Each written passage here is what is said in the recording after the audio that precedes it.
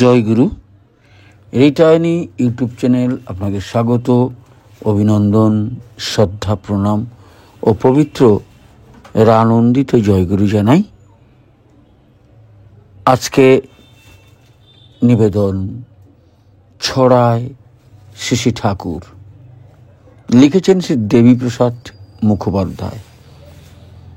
আমরা যারা ঠাকুরকে ভালোবাসি, তার কথা শুনতে, তাকে জানতে, তার নীতি আদর্শ বা তিনি কি আদেশ করেছেন বা কেমন চলতে বলেছেন, তিনি কি ভালোবাসেন, কি করলে তিনি খুশি হন, কিসে তার খুশি, এইগুলো কিন্তু আমরা জানতে চাই এবং তাকে খুশি করতে চাই।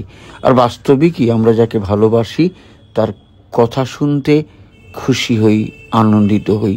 তাই ঠাকুরের বিষয়ে আমরা যখন জানবো, শুনবো, দেখব, আমরা সবাই মিলে শুনবো, সবাইকে শোনাবো, সবাইকে শেয়ার করব। এটা বাস্তবিক, যদি কিনা আমি প্রকৃত সৎসঙ্গী হই, প্রকৃত তাকে ভালোবাসি। আর আমার কোনো ত্রুটি থাকতেই পারে, সেটা আপনাদের কষ্ট হতে পারে, সেটা আমাকে ক্ষমা সুন্দর দৃষ্টিতে দেখবেন, কিন্তু ঠাকুরের কথা সবাইকে শোনাবেন।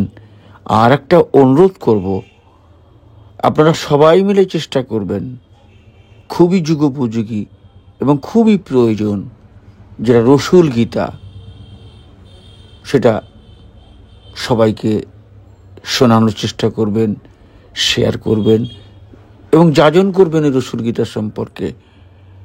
এই রিটার্নি ইউটিউব চ্যানেলে 3 ঘন্টার রসুল গীতা আছে, কষ্ট করে সবাই শুনবেন, শোনাবেন। খুব প্রয়োজন, প্রত্যেকেরই প্রয়োজন। বিশ্বের প্রতিটি মানুষ, সে সৎসঙ্গী হোক আর নাই হোক, শোনা দরকার, জানা দরকার। আজকের নিবেদন ছড়ায় শ্রী শ্রী ঠাকুর। পরম প্রেমময় শ্রী শ্রী ঠাকুর অনুকূল চন্দ্রের ভৃগু সংহিতার বিবরণে পাওয়া যায়, এই জাতক বহু শাস্ত্র প্রবক্তা চভীষক শাস্ত্র বিচক্ষণ, বহু শাস্ত্রের প্রবক্তা এবং চিকিৎসা শাস্ত্রে বিচক্ষণ হবেন। আবার জাতক হবেন বহু শাস্ত্রীয় গুড় তত্ত্বার্থত্ববিদ, অনেক প্রকার শাস্ত্রের গূঢ়তত্ত্বের অর্থ পরিজ্ঞাতা। শ্রী শ্রী ঠাকুরের জীবন সামগ্রিকভাবে পর্যালোচনা করলেই দেখা যায় এ কথা বর্ণে বর্ণে সত্য। তিনি যেন ছিলেন ঐহিক ও পারমার্থিক যাবতীয় জ্ঞান বিজ্ঞানের এক অফুরন্ত উৎস। অব্রহ্মস্থ পর্যন্ত যাবতীয় তত্ত্ব ও তথ্য শত উৎসারিত ঝরনাধারার মতো নিত্য তা থেকে খরিত হয়েছে। বৈজ্ঞানিক, দার্শনিক, সাহিত্যিক, সমাজতত্ত্ববিদ, অধ্যাপক, ছাত্র, শিল্পী, কৃষক, ধনিক, সৈনিক, উকিল, ব্যবসাদার ছাড়াও ঘোর বিষয়াসক্ত এবং পরম ভগবত ভক্ত পর্যন্ত সকলেই তার কাছ থেকে পেয়েছে চলার পথের নির্ভুল সন্ধান। যেভাবে চললে তাদের জীবন ব্যক্তিগত ও সমষ্টিগতভাবে সার্থক, সুন্দর ও উপভোগ্য হয়ে উঠবে, শ্রী শ্রী ঠাকুর সেই পথের কথাই ব্যক্ত করেছেন তার অজস্র আলোচনা, বাণী ও ছড়ার মধ্য দিয়ে। তার সব কথাই সুন্দর, সব বাণীগুলি চিরন্তন ও যুগোপযোগী, সবগুলিরই আবেদন নিখিল জনজীবনে অব্যর্থ ফলদায়ী। তবুও ছড়াগুলির উপরে তার যেন একটা আলাদা দৃষ্টি ছিল। পাবনা থেকে শুরু করে তার দেওঘরে অবস্থিতির শেষ ভাগ পর্যন্ত দেওয়া ছড়ার সংখ্যা প্রায় 7,000। ছড়া দেওয়া প্রথম শুরু হয় পাবনায় ইংরেজি 1940 সালে শ্রী ঠাকুরের শ্রীমুখ থেকে যেমন শুনতেন তেমনই লিখে রাখতেন। কৃষ্ণপ্রসন্ন ভট্টাচার্য তিনি শ্রী ঠাকুরের শ্রীমুখ থেকে যেমন শুনতেন তেমনই লিখে রাখতেন। তারপর কার্য ব্যাপদেশে তিনি মাঝে মাঝে বাইরে যাওয়ার এই লেখার দায়িত্ব এসে পড়ে তাঁরই সহকর্মী প্রফুল্ল কুমার দাসের উপরে। উক্ত বছরে 3-4 মাসের মধ্যে শ্রী ঠাকুর 1000-এর উপর ছড়া দেন। তারপর থেকে অত বেশি না হলেও ছড়া দেওয়া চলতেই থাকে। এইভাবে চলে প্রায় বছর 4। তারপর আস্তে আস্তে ছড়ার গতিবেগ স্তিমিত হয়ে আসে। তখন ইংরেজি ও বাংলা গদ্যে বিভিন্ন বিষয় সম্বন্ধে বাণী আবির্ভূত হতে থাকে। ছড়াও মাঝে মাঝে 2-4টা আসতো। এইরকম চলে প্রায় ইংরেজি 1949 সাল পর্যন্ত। এই সাল অবধি প্রদত্ত প্রায় সমস্ত ছড়াই প্রকাশিত হয় অনুশ্রুতি প্রথম খণ্ডে। এই বইটির প্রথম প্রকাশকাল জুলাই মাস 1949 সাল। এরপরেও মাঝে মাঝে ছড়া দিয়েছেন শ্রী ঠাকুর, কিন্তু ইংরেজি 1960 সাল থেকে দেওঘরে ছড়ার যেন স্রোত বইতে থাকে। ভোর থেকে শুরু করে গভীর রাত্রি পর্যন্ত এক দিন 50, 60, 100, 150 বা তার উপরে ছড়া হয়েছে। অনেক সময় রাত্রির মধ্য বা শেষ জামে যখন সমস্ত সংসার সুষুপ্তির কোলে বিশ্রামরত, তখনও চির অতন্দ্র দয়াল প্রভুর শ্রীমুখ থেকে নির্গত হয়ে চলেছে ছড়ার ঝরনা। 2, তিনি 4, 6, 8, 12 বা তদূর্ধ্ব লাইনের এইসব ছড়া ভাব, ভাষা, ছন্দ, তাল, লয়ের সামঞ্জস্যে এক বিচিত্র রচনা সম্ভার। এগুলি সব একত্র করে পরবর্তী সময়ে আরও কয়েক খণ্ড ছড়ার বই প্রকাশিত হয়েছে। ছড়ার বইয়ের নামকরণ শ্রী ঠাকুর করলেন অনুশ্রুতি। শ্রুতি অর্থাৎ শ্রবণকে অনুসরণ করে, অর্থাৎ শুনে শুনে যা লেখা হয়েছে তাই অনুশ্রুতি। আবার শ্রুতি বেদের আরেক নাম। বেদ মানে জানা। বেদ মন্ত্রের মতো রকমারি ছন্দের ভেতর দিয়েই হৃদ্য এবং সর্বজনবদ্ধ করে যুগোপযোগী রকমে সর্বার্থ সার্থক জ্ঞান ভাণ্ডারকে তুলে ধরা হয়েছে। সেই অর্থেও এই গ্রন্থের অনুশ্রুতি নাম সার্থক। বৃত্তিক্লিষ্ট, স্বার্থদুষ্ট, জীবন যুদ্ধে পরাভূত, আর্ত, ব্যথিত, জিজ্ঞাসু জ্ঞানী মানব যখন যেমন এসেছে তার কাছে নিবেদন করেছে তাদের হৃদয় বেদনা, তখন তাদের সেই ব্যথা অপনোদনের জন্য তাদের জীবন থেকে প্রবৃত্তিপ্রসূত অভাব বোধ একদম তাড়িয়ে দিয়ে তাদিওকে সস্তচলনায় প্রতিষ্ঠিত করার জন্য দয়াল দেশের পরম রক্ষণী উৎস মথিত হয়ে নেমে এসেছে এ যুগের পুরুষোত্তম বাণী নিচয়। ছড়াগুলি তাঁরই অন্যতম প্রকাশ মাত্র। কোন চলা ঠিক, কোনটা বেঠিক, কোন কথার মানে কি, কেমন ক্রিয়ার ফল কি হতে পারে ইত্যাদি ব্যাপার ছোট বড় আকারে ফুটে উঠেছে ছান্দিক গতিতে। এই ফুটে ওঠাটা যেন অল্প কথায় অনেকখানি। বিদ্যুৎ যেমন অল্প সময়ের জন্য ঝলকে ওঠে, কিন্তু পৃথিবী ও অন্তরিক্ষে অনেকখানি আলো বিকীর্ণ করে যায়। শ্রী শ্রী ঠাকুরের ছড়াগুলিও তেমনি বিদ্যুৎ চমকের মতো আলো দিয়ে যায়। যেমন চাওয়া আছে নিষ্ঠা নাই, ঘুরে বেড়ায় ঠাঁই ঠাঁই, অথবা চরিত্রহীন শিক্ষক ছাত্রের জীবন ভক্ষক। কিন্তু বিদ্যুৎ চমকের সাথে শ্রী শ্রী ঠাকুর অনুকূল চন্দ্রের ছড়াগুলির পার্থক্য এই যে বিদ্যুৎ চমকানোর পরে যেমন চোখ ধাঁধিয়ে যায়, সব অন্ধকার দেখায়, এখানে তা হয় না। এখানে আলোর হঠাৎ বিকাশ আছে বটে, কিন্তু সে আলো উজ্জ্বল হীরকখণ্ডের মতো স্থির, অথচ নয়নানন্দকর। পাঠের সাথে সাথে তা অন্তরকে স্পর্শ করে মস্তিষ্কের বোধিকেন্দ্রকেও। ছড়াগুলি তার ঔজ্জ্বল্য নিয়ে বিকশিত হয়েই শেষ হয়ে যায় না, প্রতিটি যোগায় চিন্তার খোরাক। বিশ্লেষণ করে বোঝার চেষ্টা করলে দেখা যাবে যে একটা কথার মধ্যে কত দিক লুকিয়ে আছে। সামান্য 2টি বা 4টি লাইনের মধ্য দিয়ে বিরাট বিস্তৃতির একটা অধ্যায়ের দুয়ার যেন খুলে দিয়েছেন তিনি। ছড়া কথাটা এসেছে 6টা থেকে।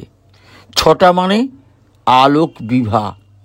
ছড়াগুলি স্বকীয়ভাবে ছন্দে ও বৈশিষ্ট্যে সমুজ্জ্বল, আবার শরীর শব্দের অপভ্রংশেও ছড়া হয়। শরীর মানে জলপ্রবাহ। শ্রী ঠাকুরের এই ছড়াগুলি সত্যই অর্গল মুক্ত জলধারার মতো নিরন্তর ধারে প্রবাহিত হয়ে এসেছে। এগুলি সাবলীল গতিতে প্রবাহমান, শত উৎসারিত। 2 অর্থ থেকেই ছড়া নাম সার্থক। শ্রী ঠাকুর স্বয়ং এগুলিকে ছড়া নামে অভিহিত করেছেন। সাধারণত ছোট ছোট কবিতাকে ছড়া বলা হয়। ছোট্ট ছোট্ট মিল থাকে বলে ছেলে মেয়েদের সেগুলি পড়তে ভালো লাগে। বারবার পড়তে পড়তে আবার অজ্ঞাতসারে সেগুলি তাদের মুখস্থও হয়ে যায়। সেদিকে লক্ষ্য রেখেও পরম দয়াল শ্রী ঠাকুর এরকম ছোট ছোট মিল দিয়ে পদ্মভঙ্গিতে প্রকাশ করেছেন তার কথাগুলি। প্রতিটি কথাই অমূল্য রত্ন, জীবন পথে অভ্রান্ত দিগদর্শন। তাই এগুলি শিশু, বৃদ্ধ সবারই মাথায় গেঁথে থাকুক।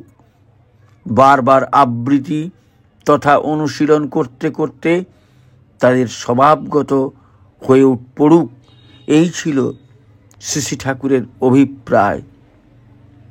মানুষের মঙ্গলের জন্য, তাদিগকে সৃষ্ট পথে সুস্থিত করার জন্য কত চেষ্টাই না করেছেন যুগপুরুষোত্তম। একটা বিষয় সম্পর্কে সব রকম খুঁটিনাটি তথ্য কোনো একজনের মনে থাকে না, থাকা সম্ভবও নয়। কিন্তু ওই বিষয়ের 1-2টি ছোট ছড়া খুব সহজেই মনে গেঁথে থাকে। বর্ণাশ্রমের ব্যাঘাত ও ব্যত্যয় সৃষ্টি করলে জাতীয় জীবনে কি কি ক্ষতি হয় তা নিয়ে কোনো বড় লেখা হয়তো মনে থাকে না, কিন্তু খুব সহজে মনে থাকে।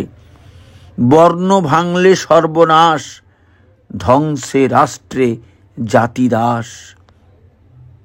পিতামাতার উপরে ভক্তি শ্রদ্ধার কথা অনেক আছে। অত কথা সবসময় মনে না থাকলেও খুব সহজে মনে থাকবে।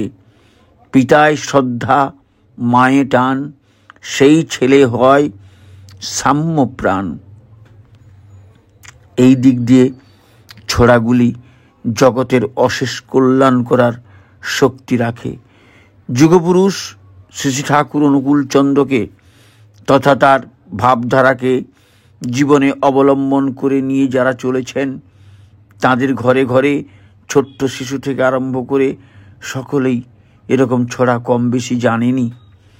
যে সংসারে এগুলির চর্চা যত বেশি, সেই সংসারের মানুষগুলিও ততখানি ইষ্টভাবে অনুপ্রাণিত হয়ে থাকার সুযোগ পায়। ছড়াগুলির আবৃত্তি সমস্ত সংসারটাকেই ওই ভারত রঙ্গে আন্দোলিত করে,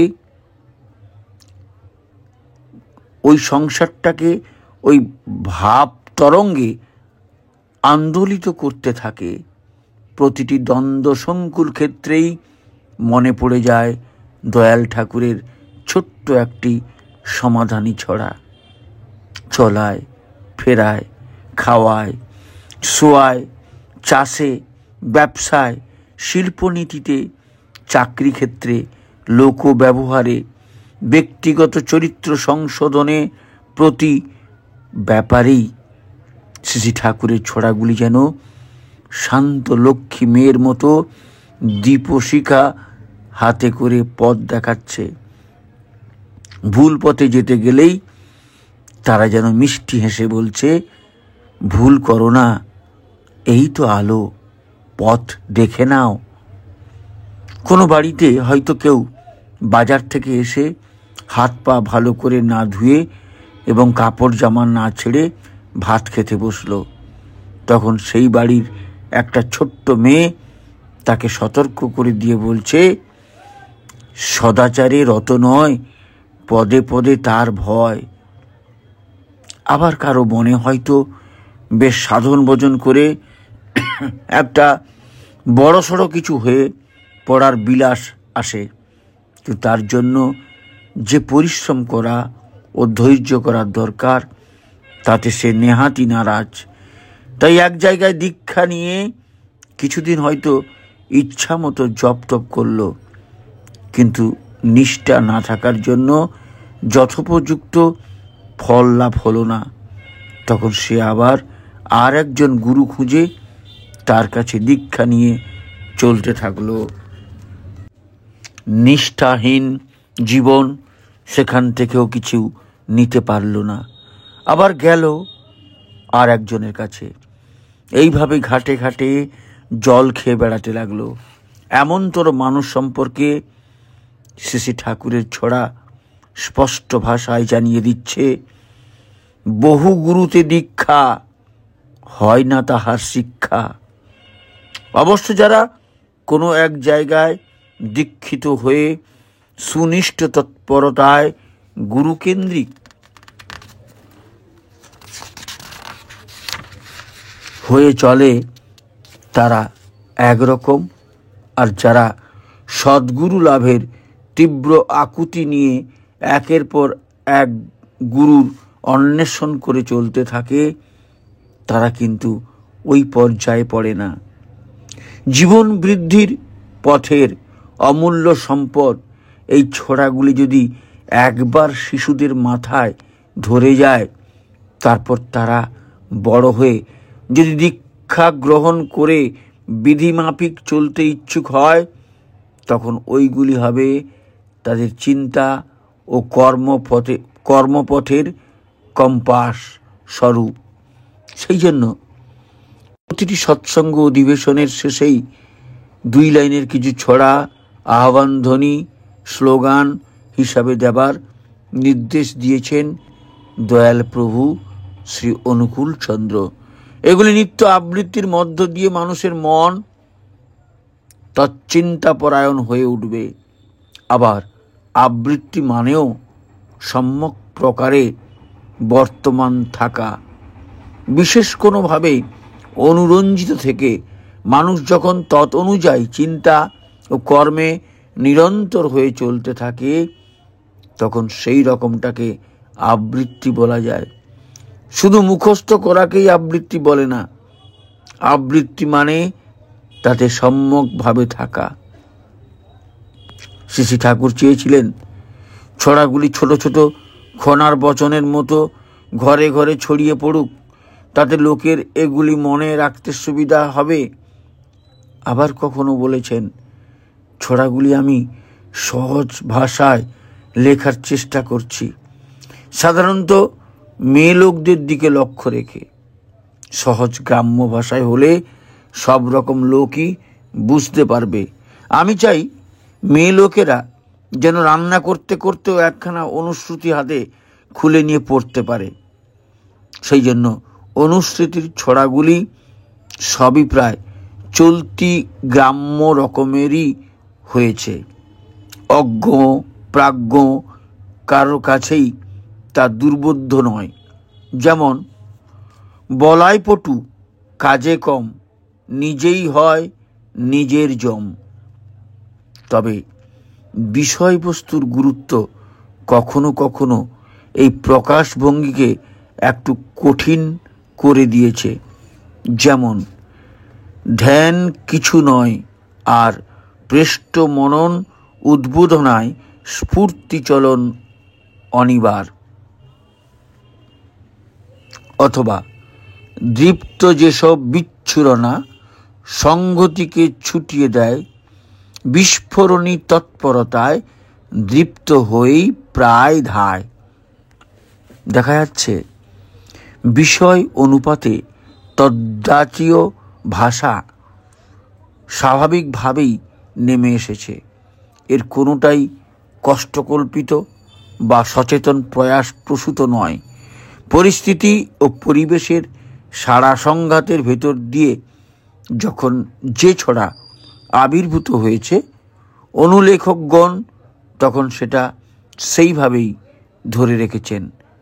ছড়াগুলি কবিতার ঢঙে দেখতে হলেও তথাকথিত কবিত্বের মুনসিয়ানা এর মধ্যে নেই, বরং এখানে আছে ভাগবত দ্যুতি, দৈবী অনুপ্রেরণা, সত্যাভিমুখী ব্যঞ্জনা, পরম পুরুষের বদন কমল নিঃসৃত এই বিপুল সাহিত্য সম্ভারকে বলা চলে জীবন ধর্মের শাশ্বত মর্মবাণী, শাশ্বত প্রত্যয় ও কর্ম প্রবোধনী দিব্যগীতি। শ্রী ঠাকুর যত ছড়া দিয়েছেন তার কোনোটি আচমকা বা বিনা কারণে এসে উপস্থিত হয়নি। তার সহস্র সহস্র বাণীর মতো ছড়াগুলির পেছনে আছে এক একটি জীবন্ত ঘটনা বা ইতিহাস। সেই সব ঘটনা সুলিখিত হয়ে যদি কোনোদিন আত্মপ্রকাশ করে, তবে তাও মানুষের জীবন ও চরিত্রের বহু অজানা দিক খুলে দেবে। সাথে সাথে বোঝা যাবে নিখিল ক্ষেম বিধাতা দয়াল পুরুষের সত্তাত্রাণী সম্বেগ কিভাবে জীবজগতের মঙ্গল কামনায় পরিব্যক্ত হয়ে উঠেছে। এখানে কয়েকটি ছড়ার পটভূমিকা নিয়ে আপনাদের সামনে তুলে ধরলে আপনাদের বুঝতে সুবিধা হবে। শ্রী ঠাকুরের কাছে যেসব বিশিষ্ট ব্যক্তি আসতেন, কথাবার্তা বলতেন, তারা বিদায় নেবার সময় দয়াল বলতেন, সুবিধা হলেই আবার এসো, বা সুবিধা হলেই আসবেন। বারবার এই কথা শুনতে শুনতে একদিন বর্তমান লেখকের মনে প্রশ্ন জাগে। সে জিজ্ঞাসা করে, যাওয়ার সময় আপনি সবাইকে সুবিধা হলে আবার আসতে বলেন, এ কি সাধারণ সৌজন্য, না এর পেছনে অন্য কোনো কারণ আছে? সঙ্গে সঙ্গে একটু হেসে শ্রী ঠাকুর ছড়ায় বললেন, সুবিধা হলেই এখানে এসো, তার মানে কিন্তু এই, জীবন কথা শুনে বুঝে ধরে যদি কেউ খেই। এইরকম নানা ব্যাপার ঘটত, সব বিষয়ে আলোচনা হতো তার কাছে। একদিন কথায় কথায় একজন বললেন, চাণক্য বলেছেন শটে ষাট্টং সমাচরেত, অর্থাৎ শটের সঙ্গে শটতা করবে। কিন্তু আপনি তো বলেন ভালোবাসা দিয়ে মানুষকে জয় করার কথা। তাছাড়াও বলেন, যদি কেউ আমার সাথে খারাপ ব্যবহার করে, আমি যেন তার সাথে খারাপ ব্যবহার না করে ভালো ব্যবহারই করি। কথাগুলো শুনতে শুনতে দয়াল ঠাকুর হঠাৎ যেন সচকিত হয়ে বললেন, ঠিক আছে দাঁড়া, ওর পরে একটা বলি, বলে ছড়া দিলেন। সটেরে নিরস্ত করো খল প্রতিদানে, চাণক্যের নীতিবাক্য বহুজন জানে। এই শুধু নহে শেষ, বিজ্ঞ নিরোধনে, ধৃতি চর্যা জাগাইও তার দুষ্ট প্রাণে। দেখা যাচ্ছে ছড়াটি যেন চাণক্যের নীতিবাক্যের বর্তমান সুবিবর্তিত রূপ। শটের সঙ্গে শটতা করার কথা যে যুগে ছিল, এখন যুগ তার থেকে অনেক এগিয়ে গেছে। সমাজে অনেক পরিবর্তন সাধিত হয়েছে। এখন শটের সঙ্গে উল্টে শটতা চলতে থাকলে মানুষ অন্তরে শট হয়ে পড়বে। সহ্য, ধৈর্য, মায়া, মমতা, বিশ্বাস, ভালোবাসা প্রভৃতি মানবীয় গুণরাজি ক্রমশ দূর হয়ে যাবে। ভগবানের শিব সুন্দর বিধান ভেঙে চুরে তছনছ হয়ে যাবে। পৃথিবী হয়ে উঠবে অশান্ত জ্বালাময়। কিন্তু ঈশ্বর মানুষের মঙ্গল চান। তিনি চান সবাই প্রীতির বন্ধনে আবদ্ধ হয়ে সপারিপার্শ্বিক উন্নত চলন পরায়ণ হয়ে উঠুক। মানুষের ভেতর থেকে অসৎ ভাব একদম তিরোহিত হোক। তাই এই যুগের আদর্শ পুরুষ ওই পূর্বনীতির সংস্কার ও পরিমার্জন করে দিলেন। ইংরেজি 1959 সালে পূজনীয় ছোটদার শেষী ঠাকুরের মধ্যম পুত্র প্রথমা কন্যার বিয়ে হয়। সেই উপলক্ষে আশ্রমের সব বাড়িতে নিমন্ত্রণ করা হলো, কিন্তু আশ্রম এলাকার বাইরে কয়েকটি সৎসঙ্গী বাড়িতে নিমন্ত্রণ বাদ পড়ে যায়। তাতে সেই সব জায়গায় লোক খুব বিক্ষোভ প্রকাশ করে। শেষী ঠাকুর তখন খড়ের ঘরে অবস্থান করছেন। তাঁর কানে সে কথা এসে পৌঁছতেই তিনি বজ্রস্বরে বললেন, সৎসঙ্গীদের আবার নেমন্তন্ন করবে কি? তাদের নেমন্তন্ন করা মানে তাদের পর করে দেওয়া। আগে তো এ নিয়ম ছিল না। তিনি বলতে চাইছেন যে দীক্ষিত সন্তান যারা, তারা সবাই এক পরিবারভুক্ত। গুরু সবারই পিতা, শিষ্যগণ তাঁরই সন্তানের মতো। বাড়ির লোককে কি কেউ আলাদা করে নেমন্তন্ন করে?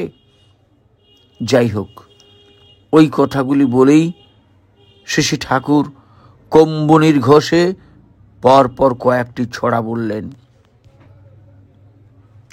ঠাকুর বাড়ির ব্যাপারেতে দীক্ষাপুত সন্তান যারা, নিমন্ত্রণী আপ্যায়না করেই তাদের ঐক্যহারা। নিমন্ত্রণী আপ্যায়না ঠাকুর বাড়ির সঙ্গে হলে তার চেয়ে আর অপমান কি বা আছে, কেই বা বলে। মর্যাদা তোর যাবেই চলে, নিমন্ত্রণ চাহিদা হলে সবচেয়ে বিশাল আঘাত নিমন্ত্রণের পাত্র হলে। ইতিমধ্যে সেই বিক্ষুব্ধ মানুষগুলি শেষী ঠাকুরের সন্নিধানে এসে দাঁড়িয়েছিল। এক মনে শুনছিল তার কথা। পরম দয়ালের ওই দরদি বাণী, সমন্বয়কারী ব্যবহার এবং স্নেহ বিগলিত আহ্বান শুনে তারা মন্ত্রমুগ্ধ ফণির মতো মাথা নত করল। তাদের অন্তরের ক্ষোভ জ্বালা যেন ধুয়ে মুছে সাফ হয়ে গেল। মুখগুলি উজ্জ্বল হয়ে উঠল। প্রত্যেকেই বুঝতে পারল ঠাকুর বাড়ির কাছে নিমন্ত্রণের দাবি করা তাদের খুবই অন্যায় হয়েছে। যা হোক, লেখার শেষে আমি বললাম, তাহলে এখন থেকে ঠাকুর বাড়ির ক্রিয়াকর্মে আমাদের নিমন্ত্রণের অপেক্ষা না রেখে যাওয়াও উচিত, খাওয়া দাওয়াও করা উচিত। খাওয়ার কথা শুনেই শেষী ঠাকুর বললেন, খাওয়ার কথা বড় হয়ে থাকবে কেন? পেলে খাবে, কাজকর্ম যা দরকার হয় করবে, বলে ছড়া দিলেন। পাশ পাবি তুই খাস খাবি, সহজ সরল এমন চলা, ঠাকুর পরিবার ভুক্ত যে তুই, এটা কিন্তু নয়কো খেলা। অনুশ্রুতির প্রথম খণ্ডের ব্যবহার বিভাগের 114 নম্বর ছোড়াটি এইরকম আছে: অন্যায় যে অত্যাচারী, আঘাত আনে উন্নতিতে, রুদ্ধ করি শক্তি দিয়ে, বুদ্ধি বিচার সৎবিধিতে। স্বরূপা বলেই জানিস, নিজ প্রসূতি জননীরে, বর্ধনে তুই থাকিস সজাগ, বাঁচা বাড়ার নীতি ঘিরে। রঙ্গিল থাকিস ইষ্ট প্রাণে, স্বার্থে তাহার প্রতিষ্ঠাতে, নত্বজ্ঞানের হবেই উদয়, ঝলসে যাবে জগৎ তাতে। এর পঞ্চম পংক্তিতে দেখা যাচ্ছে নিজে জননীকে স্বরূপা বলে জানতে হবে। এমন ছোড়াটি লিখেছিলেন প্রফুল্লদা, মানে প্রফুল্ল দাসদা। তার কাছেই অর্থ জানতে চাইলাম। তিনি বললেন স্বরূপা এর অর্থ শ্রী ঠাকুর বলে দিয়েছিলেন জ্ঞান স্বরূপিণী প্রজ্ঞারূপা। নয়ের অভিধানগত অর্থ হল বোধ, জ্ঞান। এই ছোড়াটির আবির্ভাবের পশ্চাতে যে ইতিহাস রয়েছে তা যেমন বিস্ময়কর তেমনি চিত্তাকর্ষক। ছোড়াটি আশ্রমের ছেলে অরুণ দত্ত জোয়ারদারকে লক্ষ্য করে দেওয়া। ছেলেবেলায় অরুণদা খুব দুষ্টুমি করতেন। পড়াশোনায় মনোযোগ ছিল না। সাপের লেজ ধরে ঘুরিয়ে লোকের মুখের উপর ছুঁড়ে মারা ছিল তার খেলা। শ্রী ঠাকুর তাকে এ কাজ করতে পুনঃ নিষেধ করেন। তা সত্ত্বেও আবার একদিন ওই রকম করায় শ্রী ঠাকুর আশ্রম কর্মী বঙ্কিম রায়দাকে আদেশ করলেন অরুণদাকে ধরে নিয়ে আসতে। আর অরুণদার মাকে বললেন, ওকে আমি মারব, তুই সামনে দাঁড়িয়ে থাকবি। অরুণদাকে ধরে আনার পর শ্রী ঠাকুরের আদেশে তার হাতে দড়ি বেঁধে নিকটের একটা বাবলা গাছের ডালে তাকে ঝোলানো হলো। তারপর বাঁশের একখানা বাখারি দিয়ে শ্রী ঠাকুর অরুণদার পাছায় দমাদম বাড়ি মারতে থাকেন। সাথে সাথে সে কি তর্জন গর্জন, ক্রোধের সে কি অভিব্যক্তি। রুদ্র যেন মহাহুঙ্কারে আজ অসতের আমূল বিনাশ সাধনে সমুদ্যত। অনেকেই দাঁড়িয়ে দেখছেন শ্রী ঠাকুরের এই শাসন পরাক্রম। বহু নীরব দর্শকের মধ্যে অরুণদার মাও উপস্থিত, কিন্তু কাছে এগোবার সাহস নেই কারো। শ্রী ঠাকুর মাঝে মাঝে গর্জন করে উঠছেন, আর করবি আর করবি। মারের চোটে অরুণদার ঝুলন্ত শরীর ছটফট করছে, আর মুখ দিয়ে বেরোচ্ছে, আর করব না। ঠাকুর পায়ে পড়ি, ঠাকুর ছেড়ে দেন, ঠাকুর আমি আর করব না। কিন্তু মারের তবুও বিরাম নেই। এদিকে ওই বাখারিতে শ্রী ঠাকুরের হাত কেটে ঈষৎ রক্ত ঝরতে আরম্ভ করেছে। এই সময় শ্রী বড় মা যেন বিধি নির্দিষ্ট হয়েই ঘর থেকে বেরিয়ে এলেন। বললেন, অনেক মার হয়েছে, আর থাক। শ্রী ঠাকুর তখন বাখারি ফেলে দিয়ে একটা বেঞ্চিতে যেয়ে বসলেন। আপাত দৃষ্টিতে এটুকু দেখে মনে হতে পারে কি হৃদয়হীন নিষ্ঠুরতা, দয়া মায়ার লেশ মাত্র নেই। কিন্তু বাহ্যিক ওই নিষ্ঠুরতার গভীরে যে কি অন্তঃসলিলা আশিস ধারা প্রবাহিত হয়ে চলেছে তা উপলব্ধি করার জন্য আমাদের বিষয়ের আর একটু গহনে প্রবেশ করা দরকার। তার আগে মনে রাখতে হবে, যিনি চিরমঙ্গলময়, তার চলনে বলনে শয়নে শ্বসনে অঙ্গুলি হেলনে নেত্রপাতে আদরে অনাদরে, ক্রোধে শোকে, সর্বক্ষণেই সেই এক মঙ্গলই বিচ্ছুরিত হতে থাকে। তার কোনো আচরণই হিত ছাড়া অহিত আনে না। তাই সাধারণ দৃষ্টিতে যেটা নিষ্ঠুর প্রহার, সেটা অলক্ষ্যে কে মহাহিত সাধন করলো, সে কথা এখন আপনাদের শোনাই। যেদিন এই ঘটনা ঘটে, সেদিন সকালে পুরনো এক ইটের স্তূপের মধ্যে একটা গোখরো সাপের সন্ধান নিয়ে ফিরছিল অরুণদা। উদ্দেশ্য দুপুরের দিকে এসে ওটাকে ধরে নিয়ে যাবে। এখন ওই সাপ ধরতে গেলে নির্ঘাত ছোবল মারত, তাতে অরুণদার শরীর থেকে রক্ত বেরোতো, সাপে কাটা জায়গায় বাঁধন দিতে হতো, শরীর ছটপট করত। আস্তে আস্তে সে মৃত্যুর কোলে ঢলে পড়ত এবং তার হতভাগিনী মায়ের দাঁড়িয়ে দেখতে হতো একমাত্র পুত্রের শেষ অবস্থা।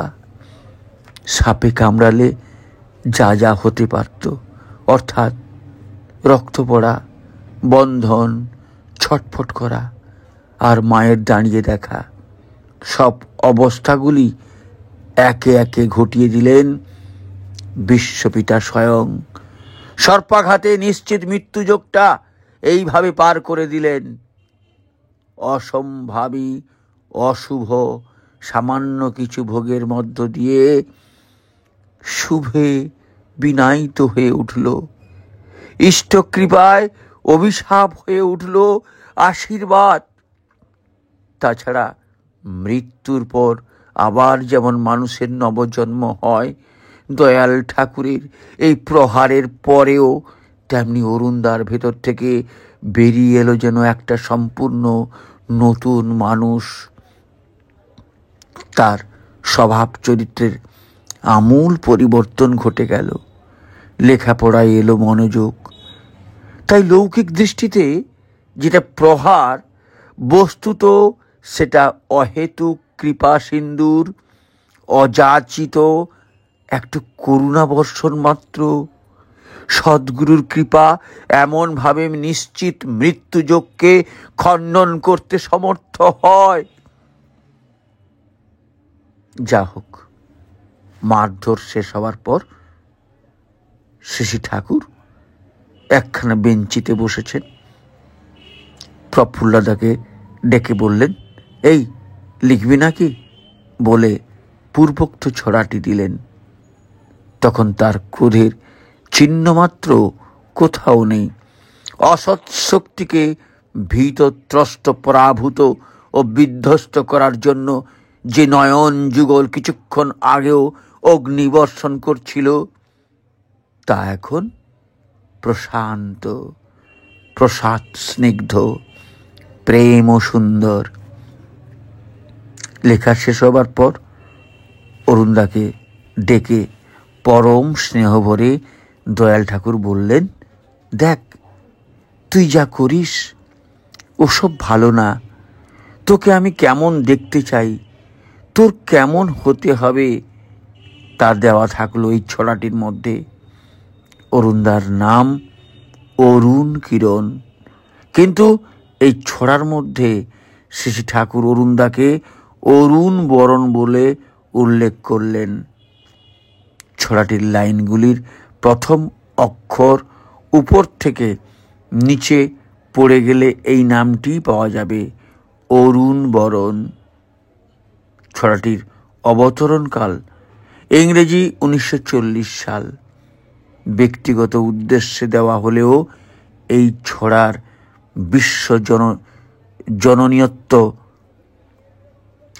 কোনো অংশে কম নয়।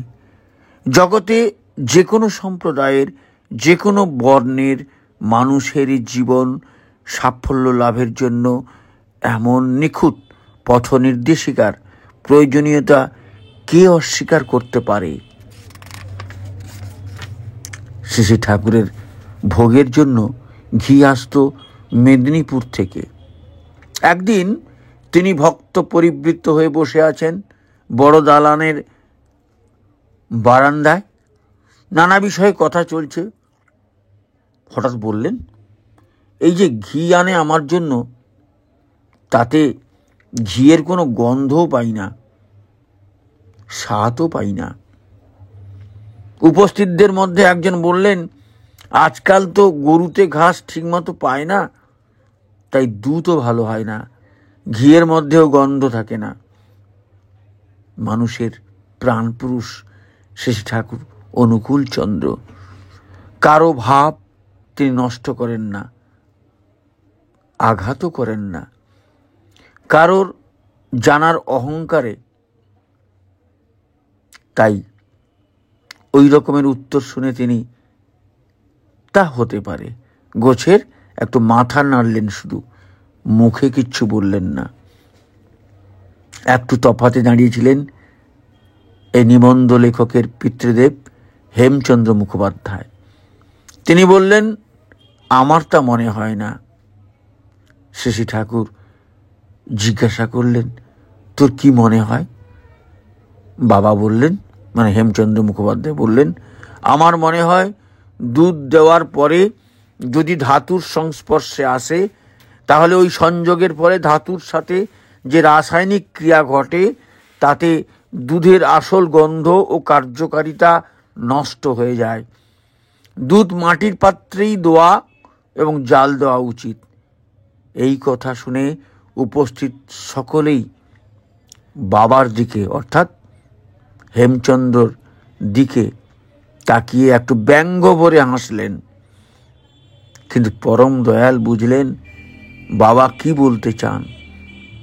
আগেকার দিনে মাটির পাত্রেই দুধ রাখা, জাল দেওয়া প্রভৃতি হতো। তিনি বললেন, তুই আমারে করে দেখাতে পারিস? হেমচন্দ্র বললেন, আপনি আদেশ করলেই পারি। এরপরে শেষে ঠাকুরের অনুমতি নিয়ে বাবা বেরিয়ে পড়লেন। পশ্চিমবঙ্গের নদিয়া জেলায় কৃষ্ণনগরের কাছে পানিনালা নামে এক গ্রাম আছে। সেখানে বহু যাদব ঘোষের বাস। তারা প্রায় সকলেই দয়াল ঠাকুরের শ্রীচরণাশ্রিত। তাদের কাছে যে বাবা সব কথা বললেন। সব শুনে তারাও ইষ্টের ইচ্ছা পূরণ করার জন্য সব রকম সহযোগিতা করতে সাগ্রহে রাজি হলো। দুধ দেওয়া, জাল দেওয়া, দই রাখা এবং পরে মাখন তুলে রাখার উপযোগী পৃথক পৃথক মাপের বেশ কিছু মাটির পাত্র বাবা কিনে আনলেন। তারপর ওই গ্রামে বসেই শুরু করে দিলেন কর্মযজ্ঞ। দুধ দোয়া থেকে আরম্ভ করে মাখন তোলার কাজ পর্যন্ত সবই মাটির ভাণ্ডে হতে থাকলো। ধাতুর কোনো রকম সংস্রব রইল না। অভিজ্ঞ দক্ষ গোপ সন্তানরা সব কিছু নিজের হাতে করতে থাকলেন। কয়েকদিনের মধ্যে বেশ খানিকটা মাখন তৈরি হয়ে গেল। সেটা জাল দিয়ে নিলেই ঘি পাওয়া যাবে। বাবা মাটির পাত্রে করে ওই মাখন নিয়ে চলে এলেন দেওঘরে দয়ালের শ্রীচরণতলে। দয়াল ঠাকুর মাখন জ্বালিয়ে একেবারে ঘি তৈরি করেই আনতে বললেন।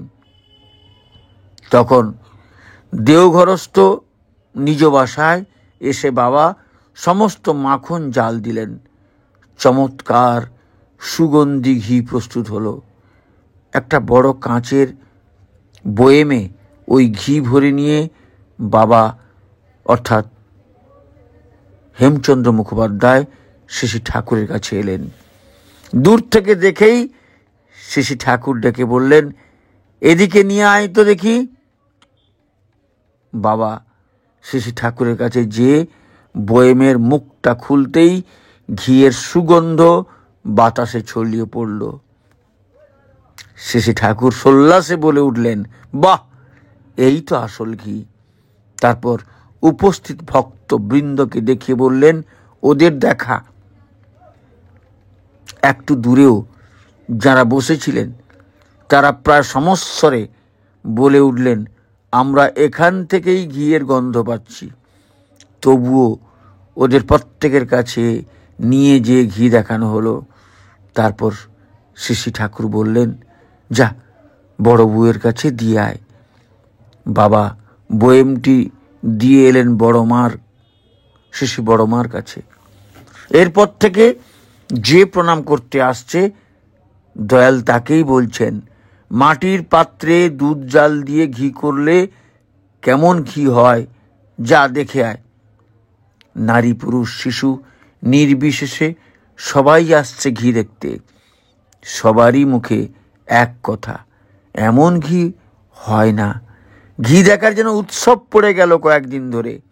অনেকে আবার জিজ্ঞাসা করে এর প্রস্তুত প্রণালীও জেনে নিচ্ছে। প্রথমে যারা উপেক্ষা করেছিলেন, শ্রী শ্রী ঠাকুরের আদেশে তাঁরাও আসছেন এবং ঘি দেখে তারিফ করছেন। তার ইচ্ছাতেই তার কাজ সুসম্পন্ন হলো।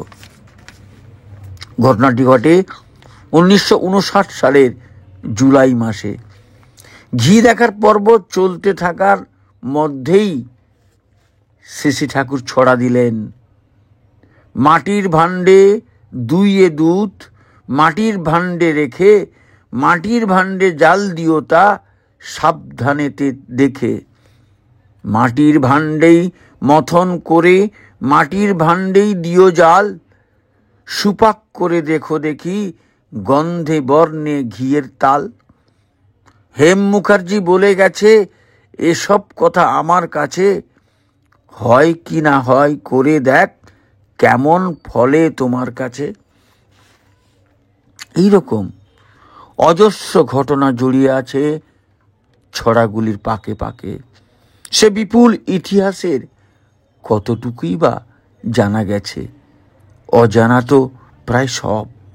সেই অনন্ত লীলাময়ের লীলা ঐশ্বর্য সর্বাঙ্গীন ও পরিপূর্ণভাবে অবগত হওয়া কি কারোর পক্ষে সম্ভব? তিনি দয়া করে যেটুকু জানিয়ে বা বুঝিয়ে দেন তাই উপলব্ধি করা যায় মাত্র। তার দয়া ছাড়া তার বাণী ও কর্মের তাৎপর্য সাধারণ মানুষ কি করে জানবে? পশ্চাৎপটের এই ব্যাপার ও বিষয়গুলি যে কেবল প্রত্যক্ষভাবেই ঘটেছে তা নয়। বিশ্বব্রহ্মাণ্ডের অধিপতি যিনি, তার দৃষ্টি তো শুধু পৃথিবীর এক বিশেষ অঞ্চলেই সীমাবদ্ধ থাকতে পারে না। তিনি দেশ ও কালের পরিধিতে অবস্থান করে তারও পারে। পৃথিবীর কোনো এক সুদূর প্রান্তে হয়তো কেউ কোনো বিশেষ সমস্যায় পড়ে আকুল হয়ে তার নিজের ভাষায় ঈশ্বরের কাছে নিবেদন করছে তার অন্তরের বেদনা। সেই একমুখী টানের ব্যাকুল আরতিও এসে সাড়া জাগাচ্ছে জগৎ পিতার বুকে। সেই সাড়ার স্পন্দনে পরম দয়ালের সংরক্ষণী সম্বেগের মহাসমুদ্র তরঙ্গায়িত হয়ে উঠেছে। তারপর সে সমুদ্র মথিত হয়ে আবির্ভূত হয়েছে বাঁচা বাড়ার অভয় বাণী, যে বাণী শ্রী শ্রী ঠাকুরের মাতৃভাষায় প্রদত্ত হলেও জগতের ওই জাতীয় সমস্যা সংকটের এক শাশ্বত সমাধান বার্তা। স্থানকালের সীমা অতিক্রম করে যাদের দৃষ্টি চলে না, সে আমাদের মতো মানুষের কাছে সেই জন্য সব ছড়ার কারণ ব্যক্ত নয়। কিন্তু বহু প্রমাণের দ্বারা জানা গেছে যে বিহিত সারা সংঘাতের ভেতর দিয়ে ছড়া শ্রী শ্রী ঠাকুরের কোনো বাণী অবতীর্ণ হয়নি।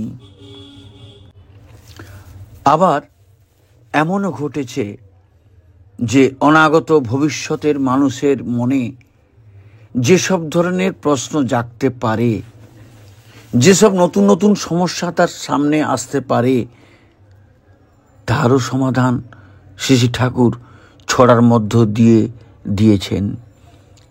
আজ হয়তো সে বিষয়ে কোনো জিজ্ঞাসা কারো মনেই আসেনি, কিন্তু আজ আসেনি বলে কালও যে আসবে না তা কে বলতে পারে? কালো ভয়ং নিরবধির বিপুল্লাচ পৃথ্বী, কাল অনন্ত, পৃথিবীও বিরাট। কবে, কোন প্রান্তে, কার মনে কি ধরনের প্রশ্ন দেখা দেবে, তাই বর্তমান পরিপ্রেক্ষিতে বসে সাধারণ মানুষের পক্ষে চিন্তা করা সম্ভব নয়। কিন্তু পরম পিতার অবিদিত কিছুই নেই। তিনি অজ, নিত্য, শাশ্বত এবং পুরাণ পুরুষ। তাই দূর ভবিষ্যের পানে তাকিয়ে তিনি তুলে ধরেছেন তাৎকালিক সমস্যারাজির সমাধান বাণী। আধুনিক পটভূমিকায় দাঁড়িয়ে সেগুলির কোনটা রহস্যজনক মনে হতে পারে, কোনটা বা কষ্টবোধ্য মনে হতে পারে, কিন্তু জগৎ এগিয়ে চলেছে দ্রুত গতিতে। এক দশকে যেটা অসম্ভব বলা হয়েছে, পরবর্তী দশকে সেটাই সম্ভব হয়ে উঠেছে। তাই শ্রী ঠাকুরের ছড়াগুলির মধ্যে এমন বিষয়বস্তু পাওয়া যাবে যেখানে মানবের সভ্যতা, দর্শন ও বিজ্ঞান আজও পৌঁছাতে পারেনি। আগেই বলেছি, ছড়াগুলির উপর শ্রী ঠাকুরের যেন আলাদা নজর ছিল। এগুলির সজ্জা, লাইন ভাঙা, জ্যোতিচিহ্ন প্রয়োগ, শব্দ বিনিয়োগ সবই তিনি নিজে করেছেন। তাই এগুলির মধ্যে তথাকথিত কবিয়ানা পাওয়া যাবে না। ছন্দের সৌন্দর্য বিধানার্থে কেউ হয়তো প্রস্তাব করেছেন, অমুক লাইনে তো শব্দটি বাদ দিয়ে দিলে ভালো হয়। উত্তরে শ্রী ঠাকুর বলেছেন, থাকলে কি দোষ, থাকলে কি দোষ হয় তা তো আমি বুঝতে পারছি না। তারপর তার ইচ্ছা বুঝে প্রতিটি লাইনই তিনি যেমন চান তেমনভাবেই রেখে দেওয়া হয়েছে।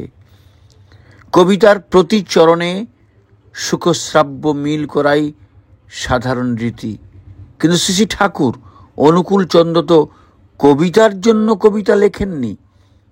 তার প্রতিটি কথাই সেই পরম কারণিক দয়াল দেশ থেকে স্বতঃস্ফূর্তভাবে নির্গত আগমবাণী। তাই মিলের ব্যাপারেও যখন যেমন ভাব এসেছে তাই ধরে রাখা হয়েছে।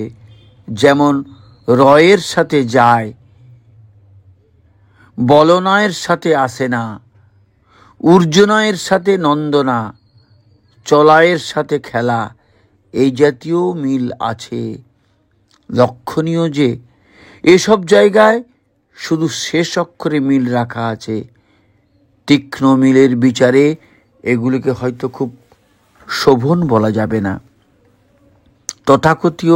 তথাকথিত মিল না থাকলেও ছড়াগুলি কখনই কাব্য সুষমাহারা হয়ে পড়েনি। পরম পুরুষ চিরসুন্দর, চিরমধুময়, লীলায়িত ছান্দিক গতিময় তাঁর অনুচলন। তাই তাঁর বাণীর মধ্যে রয়ে গেছে এমনই এক স্বভাব সুন্দর আকর্ষণ, যা সমস্ত নিয়ম নীতিকে ছাপিয়ে উজ্জ্বল হয়ে ফুটে আছে। তাছাড়া পরম পুরুষ মনুষ্যপ্রণীত বিধিবিধানের অধীন নন, কারণ মনুষ্যপ্রণীত নিয়মাবলী কখনো দেশকালের গণ্ডিকে অতিক্রম করতে পারে না। সীমিত দেশে এবং সীমিত কালের মধ্যে তার চলাফেরা, কিন্তু বিশ্বেশ্বর অনন্ত এবং অসীম। জগতের বিবর্তনের ধাপে ধাপে তিনি যখনই আবির্ভূত হয়েছেন, তখনই ওই সীমায়িত দেশকালের প্রচলিত নিয়ম নীতিগুলি পরিমার্জিত ও সংশোধিত করে তাকে যথার্থ যুগোপযোগী করে প্রকাশ করেছেন। তাঁর শ্রীমুখ থেকে যেসব কথা নির্গত হয় তা আপ্তবাক্য বলে সমাজে গৃহীত হয়। তারপর সেই আপ্তবাক্যকে সমর্থন করার জন্যই পরবর্তীকালে রচিত হয় নানা রকম নিয়ম। সাধারণভাবেও দেখা যায় কোনো শক্তিমান সাহিত্য স্রষ্টা বা মহামানব শ্রেণীর কোনো পুরুষও যদি তার লেখার ও বলার মধ্যে চলিত নয় এমন কোনো নতুন শব্দ বা পদ্ধতির প্রবর্তন করেন, তবে তারও সমর্থনে পরবর্তী সময়ে রচিত হয় নানা রকম নিয়ম ও ব্যাকরণগত আইন কানুন।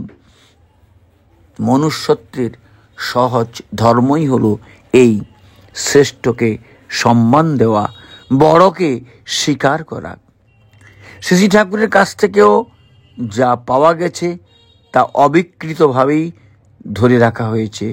আমরা জানি এবং বিশ্বাস রাখি সাহিত্য জগতে তাঁর যে অভূতপূর্ব অবদান, নবীন বাগধারা ও কথন শৈলী একে সমর্থন করে ভবিষ্যতে রচিত হবে অনেক ব্যাকরণের, ছন্দের তথা অলঙ্কার শাস্ত্রের বিধি নিয়ম। মানুষ যত এর গভীরে বা এর ভেতরে গভীরভাবে প্রবেশ করবে, তার কথাগুলি অনুধাবন করার চেষ্টা করবে অভিনিবেশ সহকারে, তত এই অনবদ্য সাহিত্যের বৈশিষ্ট্য তাদের বোধে ধরা পড়বে। শ্রী ঠাকুরের ছড়া কেবলমাত্র বাংলা ভাষাতেই সীমাবদ্ধ থাকেনি, হিন্দি ও সংস্কৃত ভাষাতেও বেশ কিছু ছড়া দিয়েছেন তিনি। সেগুলিও বাংলারই মতন ভাবে ভাষায় ও ছন্দে সমান আকর্ষণীয়। টাকা পয়সার খেল নিয়েই সবাই চলে, জীবনের চর্চা কেউ করতে চায় না। জীবনের চর্চা যিনি করেন তিনি মহামানব। এই কথাটি হিন্দি দোহার মতো করে বললেন শ্রী ঠাকুর। रुपया का रंजन जहाँ तहाँ, जीवन का रंजन कोई नहीं, जीवन का रंजन जो करे মহামানব সোহি।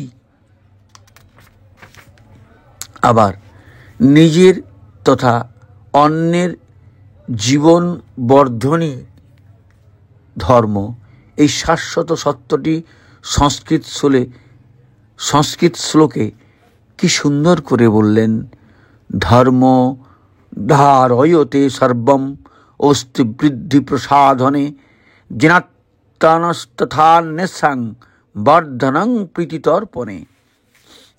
অধিক উদাহরণ দিয়ে আজ এই প্রতিবেদনকে ভারাক্রান্ত করে লাভ নেই। অনুসন্ধিৎসু শ্রোতা মাত্রেই অনুশ্রুতির কয়েক খণ্ডের মধ্যে এর বেশ কিছু উদাহরণ পাবেন। শ্রী ঠাকুরের হাজার হাজার ছড়ার মধ্যে ছন্দেরও যে কত বৈচিত্র্য তা বলে শেষ করা যায় না। পয়ার, ত্রিপদী, লঘু ত্রিপদী, অমিত্রাক্ষর ছাড়াও আরও যে কত নতুন শৈলীর ছন্দ তার ছড়াগুলির মধ্যে ফুটে উঠেছে তা তাঁর ছড়া সাহিত্য অনুসন্ধান করলেই জানা যাবে। এ যেন স্বচ্ছন্দ গতিতে প্রবহমানা এক স্রোতস্বিনী। মলয়ান নীলসংঘাতে সে প্রবাহিনীর বুকে জাগছে ছোট বড় অজস্র তরঙ্গ।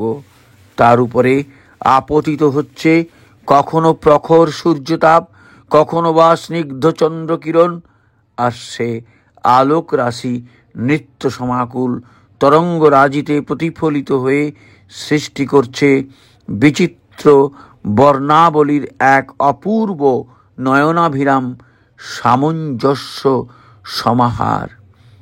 বিহিত মনসংযোগে সহকারে ধ্যান নিবিষ্ট তত্ত্বকরণে অনুশ্রুতি পাঠ করলে এমন অনুভূতি অন্তরে জাগে। ছড়াগুলি যখন বলছেন শ্রী ঠাকুর তখন নানা রকম ব্যাপার ঘটত। নিখুঁতভাবে সব চরিত্রগুলির কথা দূরে থাকুক, কিছুমাত্র ফুটিয়ে তোলার ক্ষমতা এ দিন লেখনীর নেই। কত দিনের কত মাধুর্য কত ঘটনার বৈচিত্র্য, কত অদ্ভুত নয়ন মনোহর দর্শন যে এর মধ্যে রয়ে গেছে, তার ইয়াত্তা কে করবে। একদিন মাঝে মাঝে ছড়া বলছেন, হঠাৎ বললেন, বৌদি যাদের খুঁতো, চলার পথে বেতাল চলায়, খাই তারা গুঁতো। বলেই শ্রী ঠাকুর মধুর হেসে পড়েছেন। নিজের বলার আনন্দে নিজেই বিভোর। কাছে যারা উপস্থিত থাকতেন সবার প্রাণই দয়ালের ওই আনন্দের জোয়ারে মুহূর্তে পরিপ্লাবিত হয়ে উঠেছে।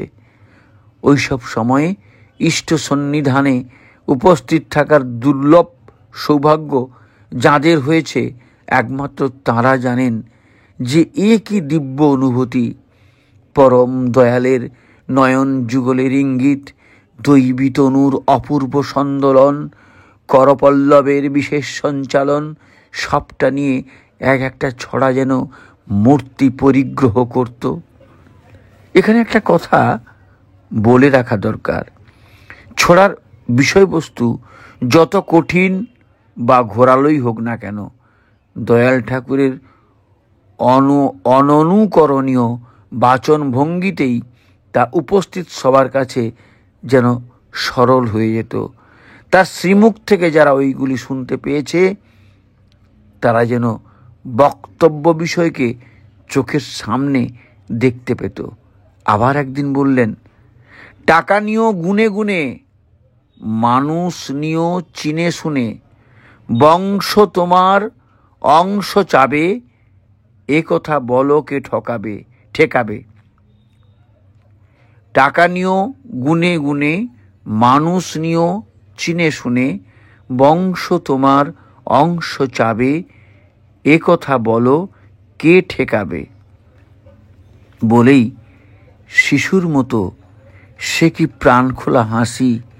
শিশু যেমন বড়দের লুকিয়ে রাখা কোনো জিনিস খুঁজে বের করে মনের আনন্দে খিলখিল করে হাসে, এই বিরাট শিশুটিও তেমনি যেন কত বড় একটা লুকোনো রত্ন খুঁজে আবিষ্কার করলেন, তাই পরিতৃপ্তির হাসি হাসছেন।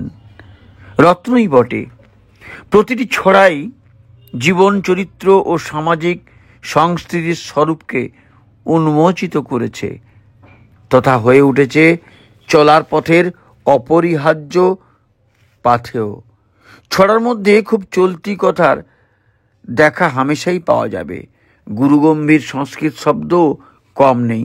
তাছাড়া আর কিছু শব্দ আছে যেগুলো শ্রী ঠাকুরের বিশেষ প্রয়োগ, যেমন ক্লেদা, মর্ষা, উতল, ভুক্তি, সুচ্ছলা প্রভৃতি। এই শব্দগুলি বেশিরভাগই ব্যাকরণের সূত্র অনুসারে সিদ্ধ, যথাবিহিত উপসর্গ, ধাতু এবং প্রত্যয় যোগে পদগুলি সাধিত হয়েছে। তবে পদের এমনতর বিনিয়োগ সাধারণত প্রচলিত নেই। শ্রী ঠাকুর শ্রীমুখ থেকে যখনই যে শব্দ নির্গত হয়েছে তখনই অনুলেখক সেবকগণ তাঁর কাছে প্রশ্ন করে জেনে নিয়েছেন কি অর্থে তিনি ওই শব্দের প্রয়োগ করলেন এবং সঙ্গে সঙ্গে তা খাতায় লিপিবদ্ধ করে রেখেছেন। তারপর ব্যাকরণ বা অভিধানের সহায়তায় সেই অর্থের অনুকূলে শব্দটির গঠন ক্রিয়া নিষ্পন্ন করেছেন দয়াল ঠাকুরের পার্শ্বদ পণ্ডিত ভক্তবৃন্দ। প্রতি ক্ষেত্রেই দেখা গেছে যে শব্দটির যে অর্থ দয়াল বলে দিয়েছেন তা নিহিত রয়েছে ওই শব্দটির ধাতুর অর্থের মধ্যেই। এইসব শব্দের অর্থ যথাস্থানে সন্নিবেশিত করে দেওয়া হয়েছে।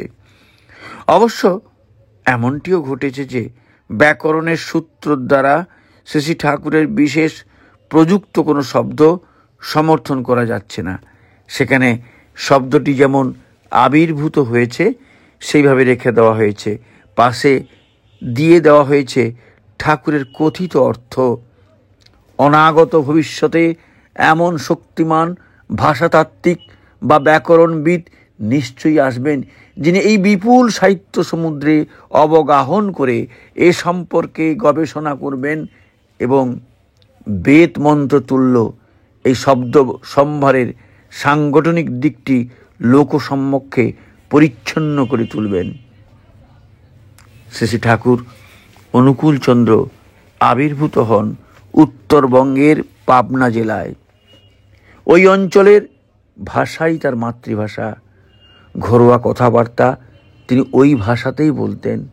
ছড়াগুলি চলতি ঘরোয়া রকমের হওয়ার জন্য ছড়ার জগতে কোথাও কোথাও পাবনার ভাষার দেখা মেলে, যেমন কাক, তাক, সবগুলি ইত্যাদি। এখানে শেষের কয়ের সাথে যে একার ছিল তার লোপ ঘটেছে। আসল শব্দগুলি হলো কাকে, তাকে, সবগুলিকে ইত্যাদি। এরকম শেষের একার লোপ হওয়া আরও শব্দ ছড়ার মধ্যে ব্যবহৃত আছে, যথা শঙ্করধ্বনিত, কৃতিত, গৃহস্থালিত প্রভৃতি। এখানেও প্রকৃত শব্দগুলি হলো শঙ্করধ্বনিতে, কৃতিতে, গৃহস্থালিতে। লাইনের শেষে মিল করার জন্য কখনো এমন শব্দ শ্রী ঠাকুর প্রয়োগ করেছেন। সাধারণ বাংলায় আমরা কেন বলি, কিন্তু পাবনার গ্রাম্য ভাষায় কেনকে বলা হয় ক্যান। এই শব্দটিও শ্রী ঠাকুর কোথাও কোথাও ব্যবহার করেছেন। আবার একই ছড়ার মধ্যে কেন ও ক্যান একই অর্থে প্রযুক্ত হয়েছে, যথা অনুশ্রুতির 3 খণ্ডর কপট টান। তার মানে কথাগুলির সলিল গতিতে যেমন যেমন এসছে তাই আমাদের সামনে ধরে দিয়েছেন পরম দয়াল। তাই প্রতিটি কথাই শত উৎসারিত, কোনোটাই কষ্টকল্পিত নয়। এই কারণে ছড়াগুলির মধ্যে অনেক জায়গাতে সাধু চরিতের সংমিশ্রণ দেখা যায়। ব্যবহারিক জগতে এই সংমিশ্রণকে দোষ বলা হয়ে থাকে, কিন্তু শ্রী ঠাকুর অনুকূলচন্দ্রের সাহিত্য পাঠ করতে থাকলে এগুলিকে আর দোষ বলেই মনে হয় না, বরং মনে হয় এই জায়গার জন্য এই কথাটাই একমাত্র উপযুক্ত। তাই সাধু ও চলিত কোন শ্রেণীর নিগড়েই শ্রী ঠাকুরের ভাষা শৃঙ্খলিত নয়। অর্থ, ভাব, ছন্দ এবং অনুরণন প্রকাশ করতে যখন যে স্তরের ভাষা দরকার তাই সহজভাবে আবির্ভূত হয়েছে পরম পুরুষের বদন কমল থেকে। একদিন শ্রী ঠাকুর বললেন, ইষ্টের কাছে মানুষ নানাভাবে প্রার্থনা করে, নানা জিনিস চায়। প্রার্থনাটা কেমন হওয়া উচিত তার একটা নমুনা দিই বলে একটা খুব বড় ছড়া দিলেন, যার প্রথম লাইন দয়াল আমার, প্রভু আমার। এই ছড়াটি অনুশ্রুতি 3 খণ্ডের একেবারে শেষে সন্নিবেশিত করে দেওয়া হয়েছে। অন্তরের আকুলতা ও ভক্তিভাব নিয়ে তদ্গত চিত্তে যিনি এ প্রার্থনা পাঠ করবেন তিনি এর শক্তি উপলব্ধি করতে পারবেন। ইষ্ট আমাদের কাছে কি প্রত্যাশা করেন, কেমন দেখতে চান আমাদের, তা বড় সুন্দর ও স্পষ্ট করে তুলে ধরে আছে এই দীর্ঘ ছড়াটির ছত্রে ছত্রে। ছড়ার জগতে শ্রী ঠাকুরের অন্যতম মনোরম অথচ বিস্ময়কর অবদান হচ্ছে সুরত সাকি। ইংরেজি 1953 থেকে 1962 সাল, এই 10টি বছরের মধ্যে শ্রী ঠাকুর কয়েকটি বিশেষ ধরনের ছড়া দেন। এগুলি ঠিক অনুশ্রুতির অন্যান্য ছড়ার মতো নয়। ছড়াগুলির বিষয়বস্তু হলো পরম পুরুষের সাথে নিত্য যোগযুক্ত ভাব। ভক্তি যখন অস্তলিত নিরন্তর একমুখী টানের ভেতর দিয়ে ঐশী প্রেমে পরিণত হয়, সাধন পথের সেই চরমতম উপলব্ধির কথা এই ছড়াগুলির মধ্যে ব্যক্ত হয়েছে। শ্রীমদ্ ভাগবতে উল্লিখিত প্রভু শ্রীকৃষ্ণের জন্য ব্রজগোপীগণের যে সীমাহীন আকুলতা, আবার শ্রী গৌরাঙ্গদেব কথিত যে নিত্যসিদ্ধ কান্তাভাব, সেই ভাবরসেই অভিসিঞ্চিত প্রতিটি ছড়া, অস্তলিত ইষ্টানুরাগী যে মানুষের জীবনে ভক্তি, মুক্তি, শক্তি ও শান্তি লাভের একমাত্র উপায়, তা বড় মিষ্টি ছন্দে এখানে বলেছেন পরম প্রেমময় শ্রী শ্রী ঠাকুর। পার্শ্বকবি অমর খৈয়ামের ছন্দের মতো এই গ্রন্থের ছন্দও স্বভাবতই নৃত্যদোদুল। ছড়াগুলি যখন প্রথম দেওয়া আরম্ভ হয় তখন শ্রী শ্রী ঠাকুর এগুলিকে আলাদা করে রাখতে বলেন। তার ইচ্ছা অনুযায়ী আলাদা খাতায় এগুলি লিখে রাখা হতো এবং তিনি চাননি বলেই অনুশ্রুতি বইয়ের মধ্যে এগুলি সন্নিবিষ্ট করা হয়নি। ইংরেজি 1962 সালের পর একদিন তিনি এই ছড়াগুলি দিয়ে আলাদা একখানা বই প্রকাশ করতে নির্দেশ দেন এবং সেই বইয়ের নাম নিজেই রাখেন সুরত সাকি। সুরত সাকি অর্থাৎ সুরত লিবিডো বা সত্তার আদিম ঝোঁক, যেন সাকি বা প্রিয়তম প্রণয়ীর মতো ভালোবাসার পাত্র, জীবনের অপরিহার্য অবলম্বন। সুরতের সাহায্যেই সবাই কাজ করে। যেমনতর উৎকৃষ্ট ও নিকৃষ্ট পাত্রে সুরত আবেগ নিবদ্ধ হয়, মানুষের জ্ঞান, কর্ম, আচার, ব্যবহার, হওয়া পাওয়া সব তদনুপাতিকই হয়ে ওঠে।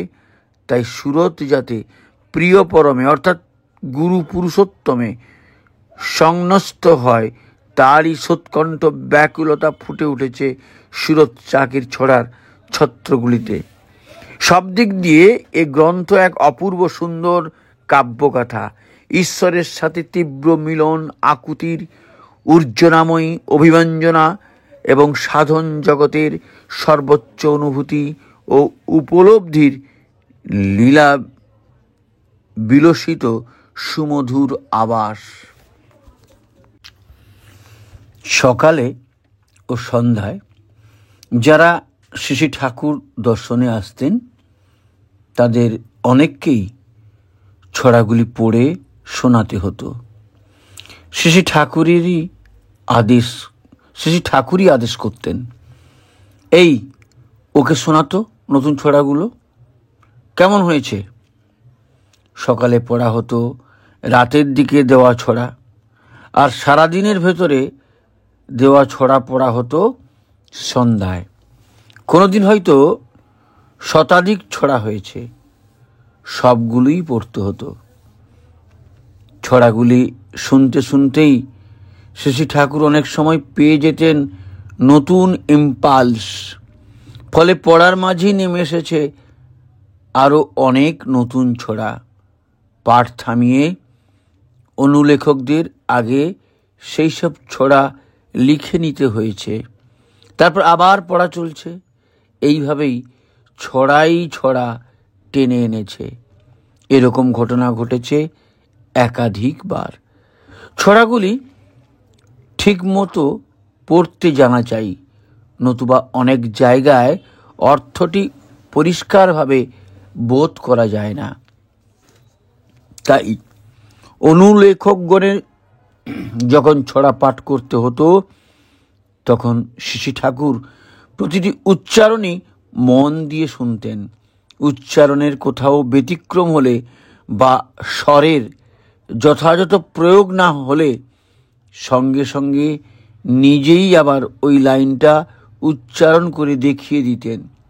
শব্দের ও স্বরের সেই অপূর্ব নির্ভুল বিনিয়োগ প্রক্রিয়া যাদের সকর্ণে শোনার মতো দুর্লভ সৌভাগ্য লাভ হয়েছে, একমাত্র তারাই জানেন যে সে কি অননুকরণীয় সৌন্দর্য। বিহিত উচ্চারণের মাধ্যমেই যে শব্দ ও অর্থের মাহাত্ম্য ঠিক ঠিক ফুটে উঠতে পারে তা তাঁর ওই আবৃত্তি থেকেই সুপ্রকাশ। অনেকগুলি ছড়া আবার শ্রী শ্রী ঠাকুরের বাচন ভঙ্গিমায় স্বাভাবিকভাবেই গান হয়ে ফুটে উঠেছে। যেমন অনুশ্রুতি খণ্ডের প্রথম খণ্ডে আর্য ভারতবর্ষ আমার, বা ধনিয়া ধমনী হৃদয়তন্ত্রী, কিংবা পদ্ম আসন ধান ভরা ক্ষেত। আর চতুর্থ খণ্ডে মেনে চল ইত্যাদি। সঙ্গীতজ্ঞ ভক্তবৃন্দ এইগুলিতে উপযুক্ত সুর সংযোজিত করেছেন এবং বিভিন্ন অনুষ্ঠানে এগুলি গাওয়া হয়ে থাকে। শ্রী ঠাকুর বা শ্রী ঠাকুরের ছড়ার অন্যতম বিশেষত্ব এই যে অনেক কঠিন তত্ত্ব এত সহজ ভাষা বা সাদাসিধা উদাহরণের মাধ্যমে তিনি তুলে ধরেছেন। সাংখ্যযোগ, বেদান্ত, আস্তিক্যবাদ, জন্মান্তরবাদ, কর্মফলবাদ প্রভৃতি যেসব বিষয় নিয়ে বহু আলোচনা ও গ্রন্থ রচনা হয়েছে, দয়াল ঠাকুর কত সরল সামান্য কয়েকটি পংক্তির মধ্য দিয়ে তা প্রকাশ করেছেন, তা দেখলে মন বিস্ময়ে ও আনন্দে অভিভূত হয়ে আসে। যেমন যোগ ব্যাপারটা কেমন তা বোঝাতে যেয়ে তিনি বললেন, কাম আবেশে স্ত্রী পুরুষে যেমন করে উপভোগ, প্রেষ্ঠ কাজে বাস্তবতায় তেমনি হলে তবেই যোগ। মানুষের এই জীবন যেমনতর চিন্তা ভাবনার সঙ্গে যুক্ত থেকে শেষ হয়, পরবর্তী জীবন আবার তেমনতর ভাবভূমি ধরেই শুরু হয়। পুনর্জন্মবাদের এই বিষয়টি সম্বন্ধে ছড়া দিলেন, যেমনতর নিষ্ঠাভাবে তিরোহিত হবি তুই, তেমন তরই সত্তা হবে, তেমন তরই পাবি ভুঁই। যারা মানুষের সেবা যত্ন তো করেই না, বরং কথায় কথায় খোঁচা দেয়, এমনতর হীনমন্য অহংকারীদের চরিত্র সম্বন্ধে আবার বললেন, চর্যা নৈক চিমটি কাটা, অহংকারের ডালিম ফাটা। মানুষকে যখন বিশেষভাবে সম্বোধন করে কোনো কথা বলেছেন, তখন শ্রী ঠাকুর ছড়ার মধ্যে ও তুই, ওরে বা রে শব্দের প্রয়োগ করেছেন। এই রকমটা তার ছড়ার বলার এক বিশিষ্ট ধরন। আবার যায় এবং তাই এই দুটি শব্দের দেখাও ছড়ার মধ্যে খুবই পাওয়া যায়।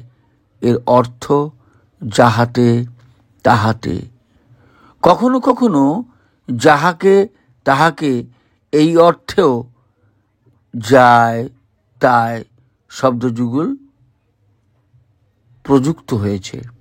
এই জাতীয় নিত্য সম্বন্ধী সর্বনাম বা কোরিলেটিভস আরও অনেক আছে ছড়ায়। যেমন যাই ই তাই ই, যেমনি তেমনি বা সেমনি ইত্যাদি। বিশ্ব মানবের উদ্দেশ্যে প্রদত্ত পরম পুরুষের এই ছড়াগুলির মধ্যে কখনো তুই, কখনো বা তুমি সম্বোধন পাওয়া যাবে। তার শ্রীমুখ থেকে স্বাভাবিকভাবে যখন যে ভাষা নির্গত হয়েছে তাই ধরে রাখা আছে। সেজন্য কোনো ছড়ার কর্তা বা ক্রিয়া হয়তো তুমি বাচক, কিন্তু তার পরের ছড়াতেই তা তুই বাচক হয়ে দেখা দিয়েছে। আবার কোনো কোনো সময়ে একই ছড়ার মধ্যেই তুমি তুই এই দুই ভাবই ব্যক্ত হয়েছে। যেমন তা করো না যাতে তোমার ইষ্ট নিষ্ঠা যায় কমে, সেটি হলে জেনে রাখিস বর্ধনা তোর যাবে দমে। অনুরূপ আর একটি, জ্ঞান অয়নে চলবি যত, দেখে করে সমীচীন, বৃদ্ধি পাবে জীবন তোমার, তেমনি পাওয়ায় হবে না হীন। এরকম বাচনভঙ্গি অনুশ্রুতি কয়েক খণ্ডের মধ্যে খুব বেশি না হলেও কিছু আছে। ছোট ছোট অনেক ঘটনার মধ্য দিয়ে যেসব ছড়ার আবির্ভাব হয়েছে, সেই ঘটনাগুলিও কম চমৎকারী ও চিত্তাকর্ষক নয়। আশ্রমের জনৈক কর্মী খর্বাকৃতি, তা নিয়ে তার মনে একটু ক্ষোভ ছিল। তিনি প্রায় বলতেন, সকলকেই দেখতে কেমন মানুষের মতো, আমি একেবারে লিলিপুট। তার ওই ব্যথার কথা একদিন শ্রী ঠাকুরের কানে গেল। তিনি বললেন, আকারে তুমি হও না ছোট, তাতে কিন্তু কমই ক্ষতি। বৈধি পথে ধী সেধে তুই, বেছে নে তোর দিব্যগতি। একদিন একটি মা এক হাঁড়ি মিষ্টি নিয়ে এসে দয়াল ঠাকুরের শ্রীচরণে নিবেদন করে বললেন, বাবা, আমার ছেলের খুব অসুখ করেছিল, তখন ওর রোগ ভালো হওয়ার জন্য আপনার নামে মিষ্টি মানত করেছিলাম। ছেলে আপনার দয়ায় ভালো হয়ে গেছে, তাই এই মিষ্টি নিয়ে এসেছি। শ্রী ঠাকুর বললেন, ভালো, দিয়ে আসগা। মাটি মিষ্টির হাঁড়ি নিয়ে ভোগের ঘরের দিকে চলে গেলে আমরা জিজ্ঞাসা করলাম, গুরু বা দেবতার কাছে কোনো কামনার জন্য এই মানত করার ব্যাপারটা কীরকম? এতে অন্তরের ভক্তির প্রাধান্য পায় না স্বার্থ কামনাটাই বড় হয়? উত্তরে শ্রী ঠাকুর বললেন, মানসা যেমন করবি তুই, চলবি তেমন কৃতিপথে, সৎ আচার আর সৎ ব্যবহার বেঁধে নিয়ে তারই সাথে।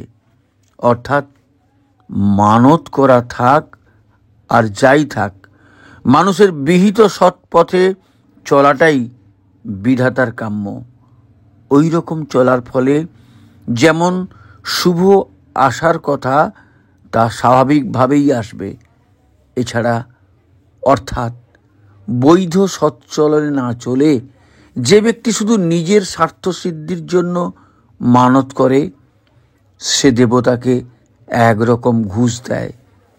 তাতে অন্তরে ভক্তির উদয় হয় না, আর ভক্তির অভাবে মানুষ ধীরে ধীরে স্বার্থপর ভণ্ড হয়ে ওঠে।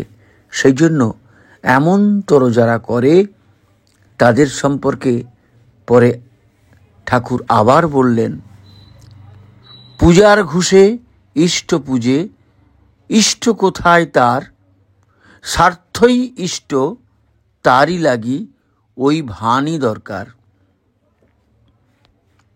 প্রতিটি ছড়ার পশ্চাতে এরকম অজস্র টুকরো টুকরো ঘটনা ছড়িয়ে আছে।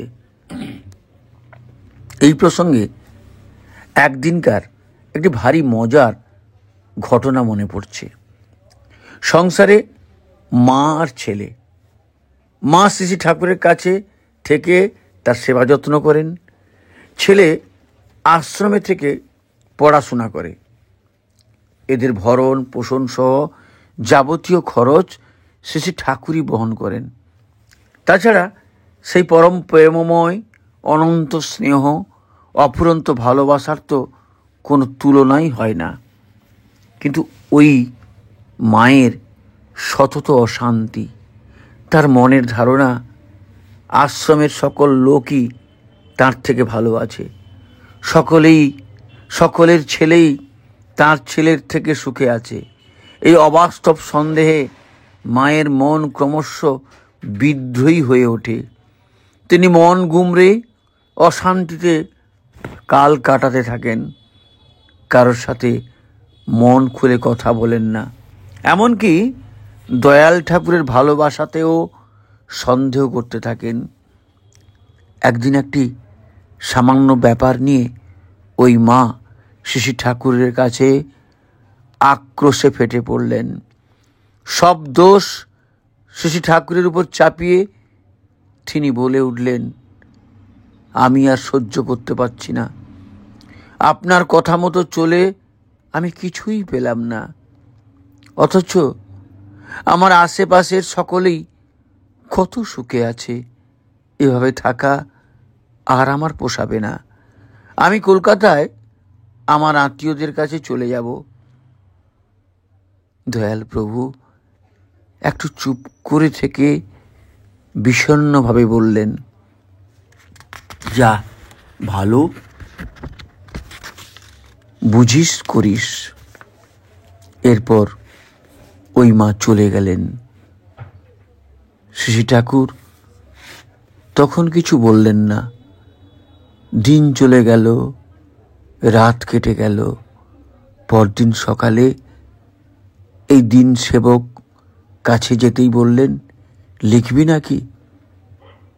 তারপর স্মিত মধুর হাস্যে ঘর আলোকিত করে সেই মদন অভিনন্দিত তনু ঈষৎ সন্দলিত করে বললেন, মানুষ যখন ইষ্টে বলে তোমার মতে থাকবো না, আর তোমার মতে চলবো না, বিধিও বলেন মুচকি হেসে, চলতি আমি রইব না কো, তোমার কাছে থাকবো না। ছড়াগুলির আগমনের অন্য একটি ধারার কথা এবারে আলোচনা করা যাক। সংস্কৃত ভাষায় অনেক সুপ্রচলিত কথা আছে। ভক্তি, লোকচরিত্র, ব্যবহার ইত্যাদি নানা বিষয়ে অনেক শ্লোক শিক্ষিত সমাজে প্রবাদ বাক্যের মতো মুখে মুখে প্রচলিত আছে। বিভিন্ন সময় ওই শ্লোকগুলি শ্রী ঠাকুরের সম্মুখে উপস্থাপিত করা হয়েছে। তার উপর দাঁড়িয়ে অনেক ছড়া দিয়েছেন তিনি। এই ছড়াগুলি সংস্কৃত শ্লোকগুলির হুবহু বঙ্গানুবাদ কিন্তু নয়, বরং বলা যায় এসবই পূর্বতনের তাৎপর্য বিশ্লেষী বর্তমান বিবর্তিত রূপ। সংস্কৃতের সাথে শ্রী ঠাকুর প্রদত্ত ছড়াগুলি মিলিয়ে পড়লেই এর সত্যতা উপলব্ধি করা যাবে। কয়েকটি উদাহরণ সহ আপনাদের বোঝার জন্য আপনাদের শোনাচ্ছি। শ্রী ভগবানের উক্তি আছে, নাহং তিষ্ঠামি বৈকুণ্ঠে যোগিনাং হৃদয়ে ন চ মদ্ভক্তা যত্র গায়ন্তি তত্র তিষ্ঠামি নারদ। এর উপর ভিত্তি করে শ্রী ঠাকুর অনুকূল চন্দ্র বললেন, বৈকুণ্ঠে শুধু রন্না বিষ্ণু, যোগী হৃদয়েও তেমনতর, ভজন দীপ্ত ধৃতিচর্যি, ভক্ত বুকেই থাকেন দড়।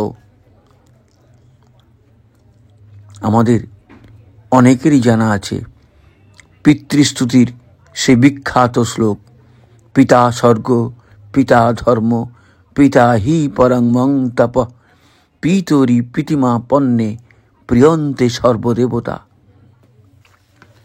এই মন্ত্রের ছায়ায় শ্রী ঠাকুরের ছড়া, পিতা স্বর্গ পিতা ধর্ম পিতাই তপের নন্দনা, পিতৃপ্রীতি চারিয়ে আনে সব দেবতার বন্দনা। সত্য কথা বলা সম্পর্কে সুপ্রচলিত সংস্কৃত শ্লোক, সত্যং ব্রয়াত প্রিয়ং ব্রয়াত মা ব্রয়াত সত্যম প্রিয়ম। সংস্কৃত পাঠী ছাত্রগণও জানেন এর অনুরূপ ছড়া, সত্য বলো প্রিয় করে অনুকম্পী রাগে, অপ্রিয় সত্য বলে কেন পড়বে দোষের ভাগে।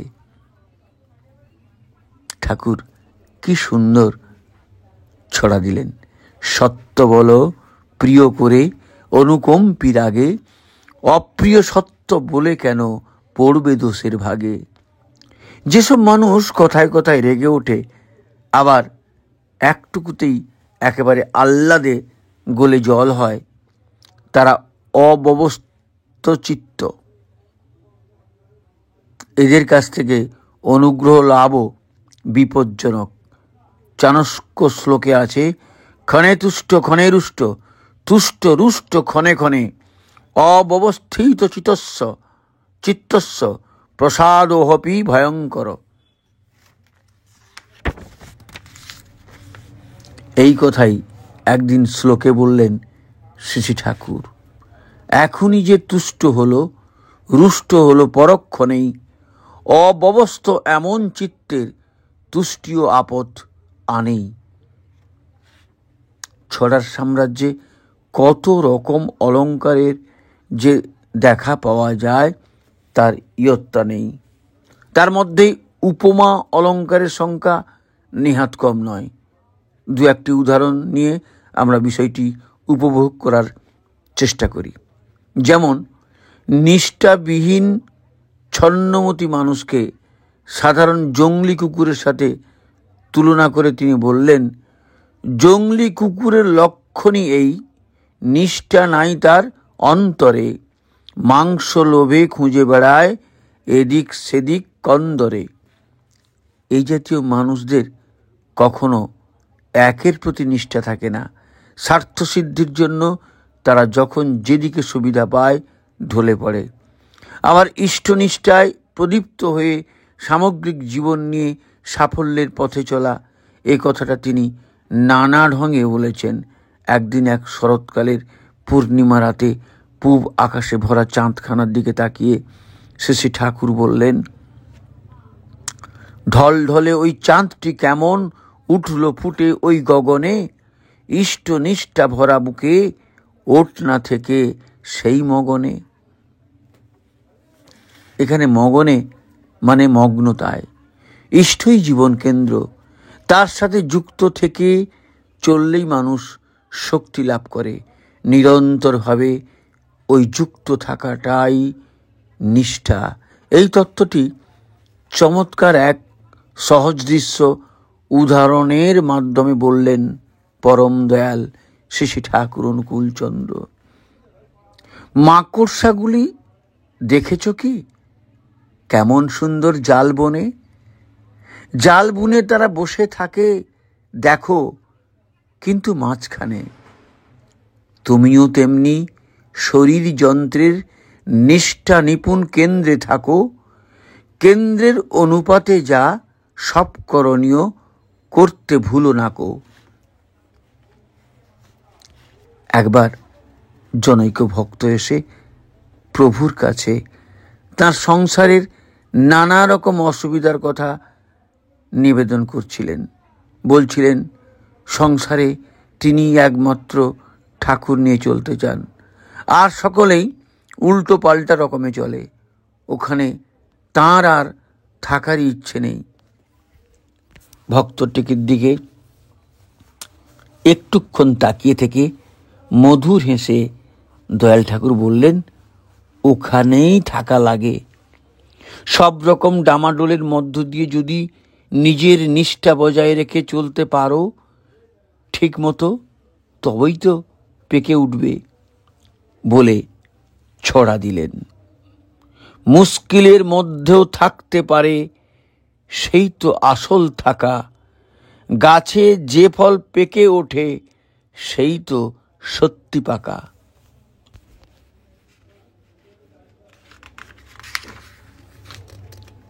গাছে ফল থাকে, ঝড় আছে, শিলাবৃষ্টি আছে, ইঁদুর বাঁদরের উৎপাত আছে, এই সব কিছু কাটিয়ে যখন একটা ফল গাছেই পেকে ওঠে তখন তার কদর হয় অনেক বেশি। সেরকম অজস্র বিরুদ্ধ পরিস্থিতির মধ্যে থেকেও যে ব্যক্তি ইষ্টনিষ্ঠায় সাবুত ও দৃঢ় হয়ে চলতে পারে সেই হয়ে ওঠে সত্যিকারের নির্ভরযোগ্য সাচ্চা মানুষ। শ্রী ঠাকুর সেই কথাই বলতে চাইছেন। শ্রী ঠাকুরের উক্তির মধ্যে কোথাও কোনো ত্রুটি বা ফাঁক থাকতো না। জীবন চলনার যাবতীয় দিক যথা জ্ঞান, বিজ্ঞান, দর্শন, ইতিহাস, সাহিত্য, গণিত, জ্যোতিষ, শিল্পকলা, অভিনয়, সাধন ভোজন, গার্হস্থ্য ধর্ম, সমাজ জীবন, রাষ্ট্রজীবন প্রভৃতি সমস্ত বিষয় নিয়ে অবতীর্ণ হয়েছে তাঁর বাণীরাজি। উক্ত বিষয়সমূহকে ভিত্তি করে তিনি যে নতুন কোন তথ্য আবিষ্কার করেছেন তা নয়, বরং বলা যায় চিরশাশ্বত অস্তিত্ববাদকে তিনি বাস্তবতা ভিত্তিক ও যুগোপযোগী করে প্রকাশ করেছেন। প্রতিটি ছড়াই বিজ্ঞান ও শাস্ত্রের দ্বারা অবিসংবাদিতভাবে সুসমর্থিত। তবুও যেন কত ভয়, কত সংশয়। তাই তার এই উক্তিগুলি নির্ভুল ও যথাযথ হলো কিনা তা সবার কাছে জানার জন্য কত ব্যাকুলতা। ছড়া দেবার পর উপস্থিত ভক্তবৃন্দকে বারবার জিজ্ঞাসা করছেন, ঠিক হলো তো, বা কথা ঠিক না। কাউকে হয়তো বলছেন, ভালো করে দেখে দিস। ভক্তগণ তাদের সীমায়িত জ্ঞান নিয়ে বিভিন্ন দিক দিয়ে সাধ্যমতো বিচার করে দেখেছেন সেই অনন্ত পুরুষের বদন কমল নিঃসৃত বাক্য নিচয়নকে। তারা ঠিক আছে বললে তবেই নিশ্চিন্ত হয়েছেন তিনি। বাইরে থেকে পরম পুরুষের এই আচরণ দেখে হঠাৎ মনে হতে পারে, তবে সত্যিই কি তিনি নিজের লেখা সম্পর্কে সন্দিগ্ধ ছিলেন? যিনি মূর্তবেদ, জানা অজানার পারে যার অধিষ্ঠিতি, তিনি সৎ অসৎ অতীত আব্রহ্মস্থ পর্যন্ত সব যা কিছুর ধারণ পালনী সম্বেগ যার সত্তা, যিনি ব্যক্ত ইষ্ট, তাঁর কেন এমন আচরণ? হ্যাঁ, তার ওই আচরণের তাৎপর্য ঠিক মতো বোঝা না থাকলে অমনটা মনে হওয়া অসম্ভব নয়। সে তাৎপর্য বুঝতে গেলে শ্রী ঠাকুরের কিছু কথা আমাদের আগে জানতে হবে। তিনি বলেন, যে কোনো লেখাই 4 রকমের মানুষকে শোনাতে হয়। 1, লেখকের প্রতি অনুরাগী। 2, কূট তার্কিক। 3, যথার্থ জ্ঞানী বা পণ্ডিত ব্যক্তি। এবং 4, সাধারণ অজ্ঞজন। এই 4 রকম লোকের কাছ থেকে অনুমোদিত ও সমর্থিত হয়ে যে রচনা বেরিয়ে আসে তার ভিত হয় শক্ত এবং বিষয়টি হয় নিখুঁত, মনোরম ও লোকপ্রিয়। এই কারণেই শ্রী ঠাকুর অজ্ঞ ও প্রাজ্ঞ, বেকুব, বুদ্ধিমান সব রকম মানুষকেই ছড়াগুলি শোনাতে বলতেন এবং তাদের মতামতকে অত গ্রাহ্য করতেন। আমরা ভাবতে পারি তার এই গ্রাহ্য করার দরকার কি? যিনি লক্ষ লক্ষ মানুষের প্রাণের দেবতা, জীবনের নির্ভুল পথপ্রদর্শক, তিনি যা বলে দেবেন সেটাই তো সবার কাছে চূড়ান্ত বলে গৃহীত হবে। কে কি বলল না বলল তাতে অত প্রাধান্য দিচ্ছেন কেন? কিন্তু না, সর্ববিধ ক্ষমতার অধীশ্বর হয়েও তিনি কখনো তাঁর সৃষ্ট বিধানকে উল্লঙ্ঘন করেননি। ওই 4 ধরনের মানুষকে লেখা শোনাবার নির্দেশ তিনি স্বয়ং দিয়েছেন। তাই নিজের জীবনেও তিনি সে নীতি অকুণ্ঠভাবেই পালন করেছেন। শ্রী ঠাকুরের এমন কোনো কথা নেই যা তিনি অপরকে পালন করতে আদেশ করেছেন অথচ নিজে পালন করেননি। মনে রাখতে হবে, জগতে তার কোনো কর্মই নেই, কিন্তু তিনি যা কিছু করেন বা করছেন সবই হলো লোকশিক্ষার জন্য, লোককল্যাণের জন্য। এমনতর পুরুষগণই আপনি আচরি ধর্ম জীবেরে শেখায়। নরকুলে তারা শ্রেষ্ঠ, তাদের চলা বলা করাকে মানুষ অনুসরণ করে। সেজন্য তাদের কথা ও কাজ সবসময় হয় যুক্তিপূর্ণ ও সুসমঞ্জস। শ্রী ঠাকুরের অমন্তর কৃতি আচরণের আরও একটি কারণও আমাদের জানা থাকা উচিত। তার প্রতিটি বচনই অমৃতপম এবং জীবনের পক্ষে অপরিহার্য প্রয়োজন। যে যখনই তার সান্নিধ্যে আসছে সেই যেন তার কথাগুলি জানতে পারে, মাথায় নিতে পারে, ওই ভাবধারার প্রতি অনুরক্ত হয়ে তা অনুশীলন করবার অনুপ্রেরণা লাভ করে। এই গভীর উদ্দেশ্য সাধনার্থে পরম দয়াল ছড়াগুলির ব্যাপক পঠন পাঠন ও আলোচনার আবহাওয়া সৃষ্টি করে তুলতেন। বারবার পড়া, শোনা ও আলোচনার ভেতর দিয়ে সেই চতুর চূড়ামণি সুকৌশলে এ কাজ করিয়ে নিতেন। আর তিনি স্বয়ং সম্মুখে উপস্থিত থাকার ফলে সবার অন্তরে এই সঞ্চারণার কাজ অতি সহজেই সাধিত হতো। সমসাময়িক কালের বহু দিকপাল সাহিত্যিক ও ভাষাতত্ত্ববিদ এসেছেন শ্রী ঠাকুর অনুকূল চন্দ্রের সান্নিধ্যে।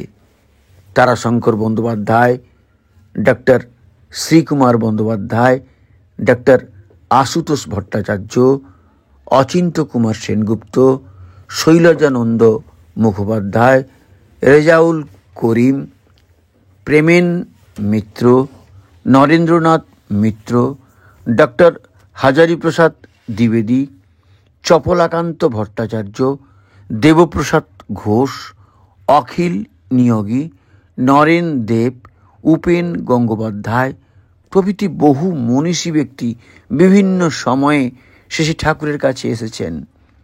এদের প্রত্যেককেই শ্রী ঠাকুর তাঁর লেখাগুলি শোনাতে বলতেন। কখনো শ্রী ঠাকুরের সাক্ষাতে বসেই, কখনো বা তাঁরই নির্দেশে অন্য কোথাও আলাদাভাবে বসে শোনানো হয়েছে ওইসব লেখা। অন্যান্য রচনার সাথে স্বাভাবিকভাবেই এসে পড়ত ছড়ার কথা, এবং পরপর বহু ছড়া পড়ে শোনানো হয়েছে এক একজনকে। এরা প্রত্যেককেই শ্রী ঠাকুরের এই যুগোপযোগী নবীন বাক বৈভবকে অভিনন্দন জানিয়ে গেছেন। তবুও দয়াল ঠাকুর শিশুর সরলতায় প্রায় জিজ্ঞাসা করতেন, আমার এ কথাগুলো শাস্ত্রের সাথে মেলে তো? আবোল তাবোল হয়ে যায় না তো? উপস্থিত অনেককেই বলতেন, ভালো করে দেখে দিস, কোনো গোলমাল যেন না থাকে। বিরাট পুরুষের মুখমণ্ডল থেকে নিঃসৃত বেদবাণীতে কোনো ভুল বা ত্রুটি থাকতেই পারে না। তবুও তার ওইভাবে বলার অর্থ হলো পুনঃ পুনঃ আবৃত্তি ও মননের ভেতর দিয়ে তার ভাবধারা ও রচনার উপর যেন মানুষের আগ্রহ টান সৃষ্টি হয়, এবং তার দর্শন আমরা যেন ঠিক মতো মাথায় নিতে পারি। কারণ এই বাঁচা বাড়ার কথাগুলি কয়েকজনের মাথায় বেশ জুৎসইভাবে ধরে গেলে তাদেরই মাধ্যমে তা আবার অন্যদের মাথায় সঞ্চারিত হতে পারে বা পারবে। এইভাবে সেগুলি বহুর মাঝে ছড়িয়ে পড়বে। জীবন বুভুক্ষু যারা, তারা পথ চিনে চলতে পেরে ধন্য হবে। যা হোক, ছোট শিশুকে লোকে যেমনভাবে সান্ত্বনা দেয়, ভক্ত বা অনুরাগী বৃন্দ সেইভাবে বলতেন শ্রী ঠাকুরকে, সব ঠিক আছে, সব ঠিক কথা, ভুল তো নেই, বরং অতি চমৎকার হয়েছে। এ কথা শুনে শ্রী ঠাকুরের চোখ মুখের ভাব এমন হতো যেন তিনি কত স্বস্তি পেয়েছেন, যেন মানুষের ভালো বলার উপরেই নির্ভর করছে তার এই লেখার বিশুদ্ধতা ও অভ্রান্ততা। এই ব্যাপারে প্রায়ই ঘটত এইসব ব্যাপার। সেকালের স্মৃতি যারা বহন করছেন তারা এই জিনিস প্রত্যক্ষ করেছেন। এক সময় তিনি এই দিন লেখককে ডেকে বললেন, আমার ছড়াগুলোর সব শাস্ত্রীয় সমর্থন বের করতে পারিস? আমি বললাম, চেষ্টা করি, আপনার আশীর্বাদে নিশ্চয়ই পারব। শ্রী ঠাকুর উৎফুল্ল হয়ে বললেন, তাহলে আরম্ভ করে দে, তোর কাছে বই যা আছে তা নিয়ে লাগা, আর যদি দরকার হয় তো আমাকে বলিস। ইতিপূর্বে বিভিন্ন কাজের জন্য বেদ, উপনিষদ, ভাগবত, মহাভারত, মহানির্বাণতন্ত্র, কুলার্ণবতন্ত্র, শুক্রনীতি, কামন্দক নীতি, অর্থশাস্ত্র, কামশাস্ত্র প্রভৃতি নানা রকম বই আনিয়ে দিয়েছেন শ্রী ঠাকুর। ওইগুলিকে আশ্রয় করে দয়াল ঠাকুরের শ্রীচরণ সম্বল করে শুরু করলাম তার আদিষ্ট এই সুবিপুল কর্মযজ্ঞ। কাজ চালাতে চালাতে দেখা গেল শ্রী ঠাকুর প্রদত্ত একটি ছড়াও শাস্ত্রীয় সমর্থনের বাইরে নেই। প্রতিটিরই উৎস রয়ে গেছে আগম নিগম, ভক্তিশাস্ত্র, স্মৃতিশাস্ত্র, গীতা, পুরাণ বা অন্য কোনো কিছুর মধ্যে। আমাদের কাজ শুধু সেগুলি খুঁজে বের করা। এভাবে খুঁজে খুঁজে ছড়াগুলির ঠিক যোগ্য শাস্ত্রীয় সমর্থন বের করার ভেতর দিয়ে বেড়ে উঠেছি আমি। আমারই জ্ঞান ভাণ্ডার প্রসারিত হয়েছে। অন্যান্য সব কাজের সাথে সঙ্গতি রেখে তাড়াতাড়ি করে দয়াল ঠাকুর এই কাজটি সেরে ফেলতে বলেছিলেন। তার সেই দিব্য প্রেরণা সন্দীপী চাপের ফলে তখন আমার চোখ ও মাথা হয়ে উঠেছে তীক্ষ্ণ, চিন্তায় এসেছে ক্ষিপ্রতা, বধির হয়েছে বিস্তারণা। এই কাজটির প্রতি তিনি যে অসীম আগ্রহ প্রকাশ করেছিলেন তার কোনো প্রয়োজন সিদ্ধ হোক বা না হোক, এই অকৃতি সন্তানের প্রতি যে কৃপা তিনি বর্ষণ করেছেন তার তুলনা নেই। প্রায় প্রতিদিনই শ্রী ঠাকুর জিজ্ঞাসা করতেন, কিরে কতগুলো পেলি? বলতে হতো যে সব বই থেকে যা যা পেয়েছি। শুনি তিনি যেন খুশিতে উপচে পড়তেন, বিস্ময় প্রকাশ করে বলতেন, নাকি? খুব ভালো, আরও দেখ। তারপর উপস্থিত সকলের দিকে তাকিয়ে তাকিয়ে বলতেন, এই কাজে তিনি কত প্রীত হয়েছেন। তার এই প্রকাশ ভঙ্গিমায় আমার বুকখানা আনন্দে ভরে উঠত। কারণ আমি বেশ জানি এ গৌরব সম্পূর্ণ তাঁরই। আমার শুধু গঙ্গা জলে গঙ্গা পূজা। তার নিজের কোনো কাজই নেই। আমাকে বড় করে তাঁর তৃপ্তি, তাঁর আত্মপ্রসাদ। বড় বিচিত্র এ নরলীলা। নিজের জন্য কিছুই নেই, সব সময় সবটুকু বিলিয়ে দিয়ে আছেন অন্য সকলের জন্য। সবাই ভালো থাকলে, বড় হলেই তাঁর সুখ। মানুষকে বিরাট করে তুলেই তাঁর আনন্দ। প্রত্যেককে ইষ্টানুচলনের মধ্য দিয়ে কারণমুখী করে তোলাতেই তাঁর পরিতৃপ্তি। শ্রী ঠাকুরের ব্যবহার দেখে মনে হতো যেন আমি তার কত বড় একটা কাজ করে দিচ্ছি, আর সেজন্য তিনি খুশি হচ্ছেন। কিন্তু আসলে তো আমি আমারই কাজ করছি এবং তার আদেশ মতো কাজ করে আমার অজ্ঞানতা বা অজ্ঞানতমসা দূর হচ্ছে দেখে তিনি আনন্দিত। সাধারণ কথাবার্তার মধ্য দিয়েও যে ছড়া নেমে এসেছে, সে কাজ করতে করতে দেখা গেছে তারও মূল প্রাচীনেই প্রতিষ্ঠিত। শ্রী ঠাকুর বললেন, পূর্ববর্তীকে অধিকার করিয়াই পরবর্তীর আবির্ভাব। সমর্থন বের করার এই কাজের ভেতর দিয়ে সে কথা আবার একবার প্রমাণিত হলো। ছড়ার সমর্থন কখনো পরিষ্কারভাবেই পাওয়া যাচ্ছে সংস্কৃত শ্লোকে, কখনো বা আভাসে মিলে যাচ্ছে। পাশাপাশি এগুলো পাঠ করলে জ্ঞানী ব্যক্তির কাছে এ কথার যথার্থ প্রমাণিত হবে। অনুসন্ধিৎসু শ্রোতাগণ বা তাদের জন্য এখানে কয়েকটি ছড়া ও তার শাস্ত্রীয় সমর্থন উদাহরণস্বরূপ আপনাদের দেখাচ্ছি। যেমন ছড়া আছে, বিশ্বাসঘাতক কৃতজ্ঞকে ঝেঁটিয়ে তাড়াও এক ধমকে। এর সমর্থন পাওয়া গেল মহাভারতে উদ্যোগ পর্বে। কূত কৃতঘ্নস্য যশ কূত স্থানং কূত সুখম অশ্রদ্ধেয় কৃতঘ্ন হি কৃতঘ্নেনস্তি নিষ্কৃতি। ঠাকুরের ছড়া বাপের বাড়ি হামে হাল, থাকলে নারী পয়মাল। সমর্থনে মহাভারতের আদি পর্ব। নারীনাং চিরবাস হি বান্ধবেষু ন রোচতে কীর্তি চারিত্র ধর্মগ্ন স্তমান নয়ত মা চিরম। শ্রী ঠাকুরের ছড়া। তিন গুণেরই বিষয় কিন্তু জ্ঞান দুটির উচ্ছলা, গুণে আবিষ্ট না থেকে তুই করিস তাকে সচ্ছলা। সমর্থনে গীতার একটি শ্লোক। ত্রৈগুণ্য বিষয়া বেদা নৈস্ত্রগুণ্য ভবার্জুন। ঠাকুরের ছড়া। রেতরজের মিলন লীলায় সব যা কিছু উঠেছে ফুটে, সলিল চলন আলিঙ্গনে নিজকে সত্তায় দিচ্ছে লুটে। সমর্থনে শিব সংহিতায় আছে বিন্দু শিব রজ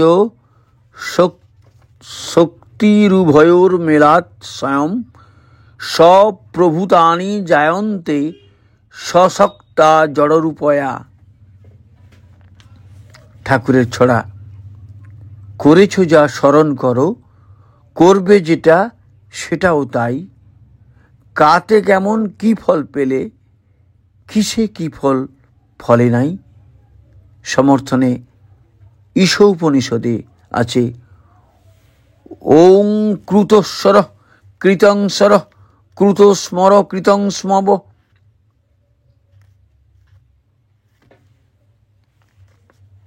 এইরকম অজস্র উদাহরণের পর উদাহরণ টেনে দেখানো যায় যে শ্রী ঠাকুরের সব ছড়াই প্রাচীন শাস্ত্র দ্বারা সুসমর্থিত।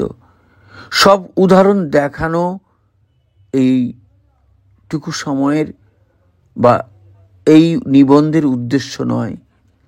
গবেষণা প্রবণ মন যাদের, তাদের কাছে শ্রী ঠাকুরের এই বিরাট পরিকল্পনার সামান্য আভাস দেওয়া থাকলো মাত্র।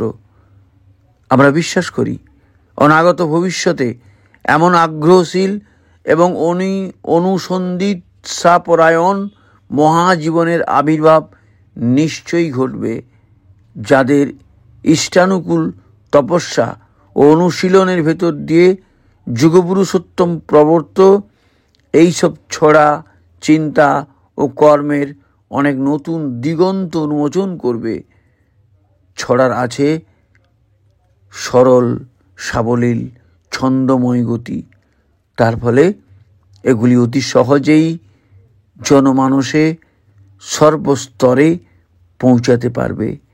শ্রী ঠাকুরের অন্যান্য বাণীর মতো এই ছড়ার প্রবাহ মানুষকে দেবে বোধের উচ্ছলতা, জীবনের প্রতি ভালোবাসা ও অমৃত পথের সন্ধান। আজকের নিবেদন ছড়ায় শ্রী ঠাকুর এখানে শেষ করলাম। একটু বড় হয়েছে, একটু মন দিয়ে পড়বেন, দেখবেন খুব ভালো লাগবে। আনন্দে ভরে উঠবে মন, হৃদয় পবিত্র হয়ে উঠবে মন। আর অবশ্যই সবাই শেয়ার করবেন, চ্যানেলটিকে সাবস্ক্রাইব করবেন, লাইক করবেন, কমেন্ট লিখবেন কেমন লাগলো। সবাই ভালো থাকুন। পরমপিতার আতুল চরণে আপনাদের সবার সার্বিক মঙ্গল প্রার্থনা করি। জয় গুরু, বন্দে পুরুষোত্তমম।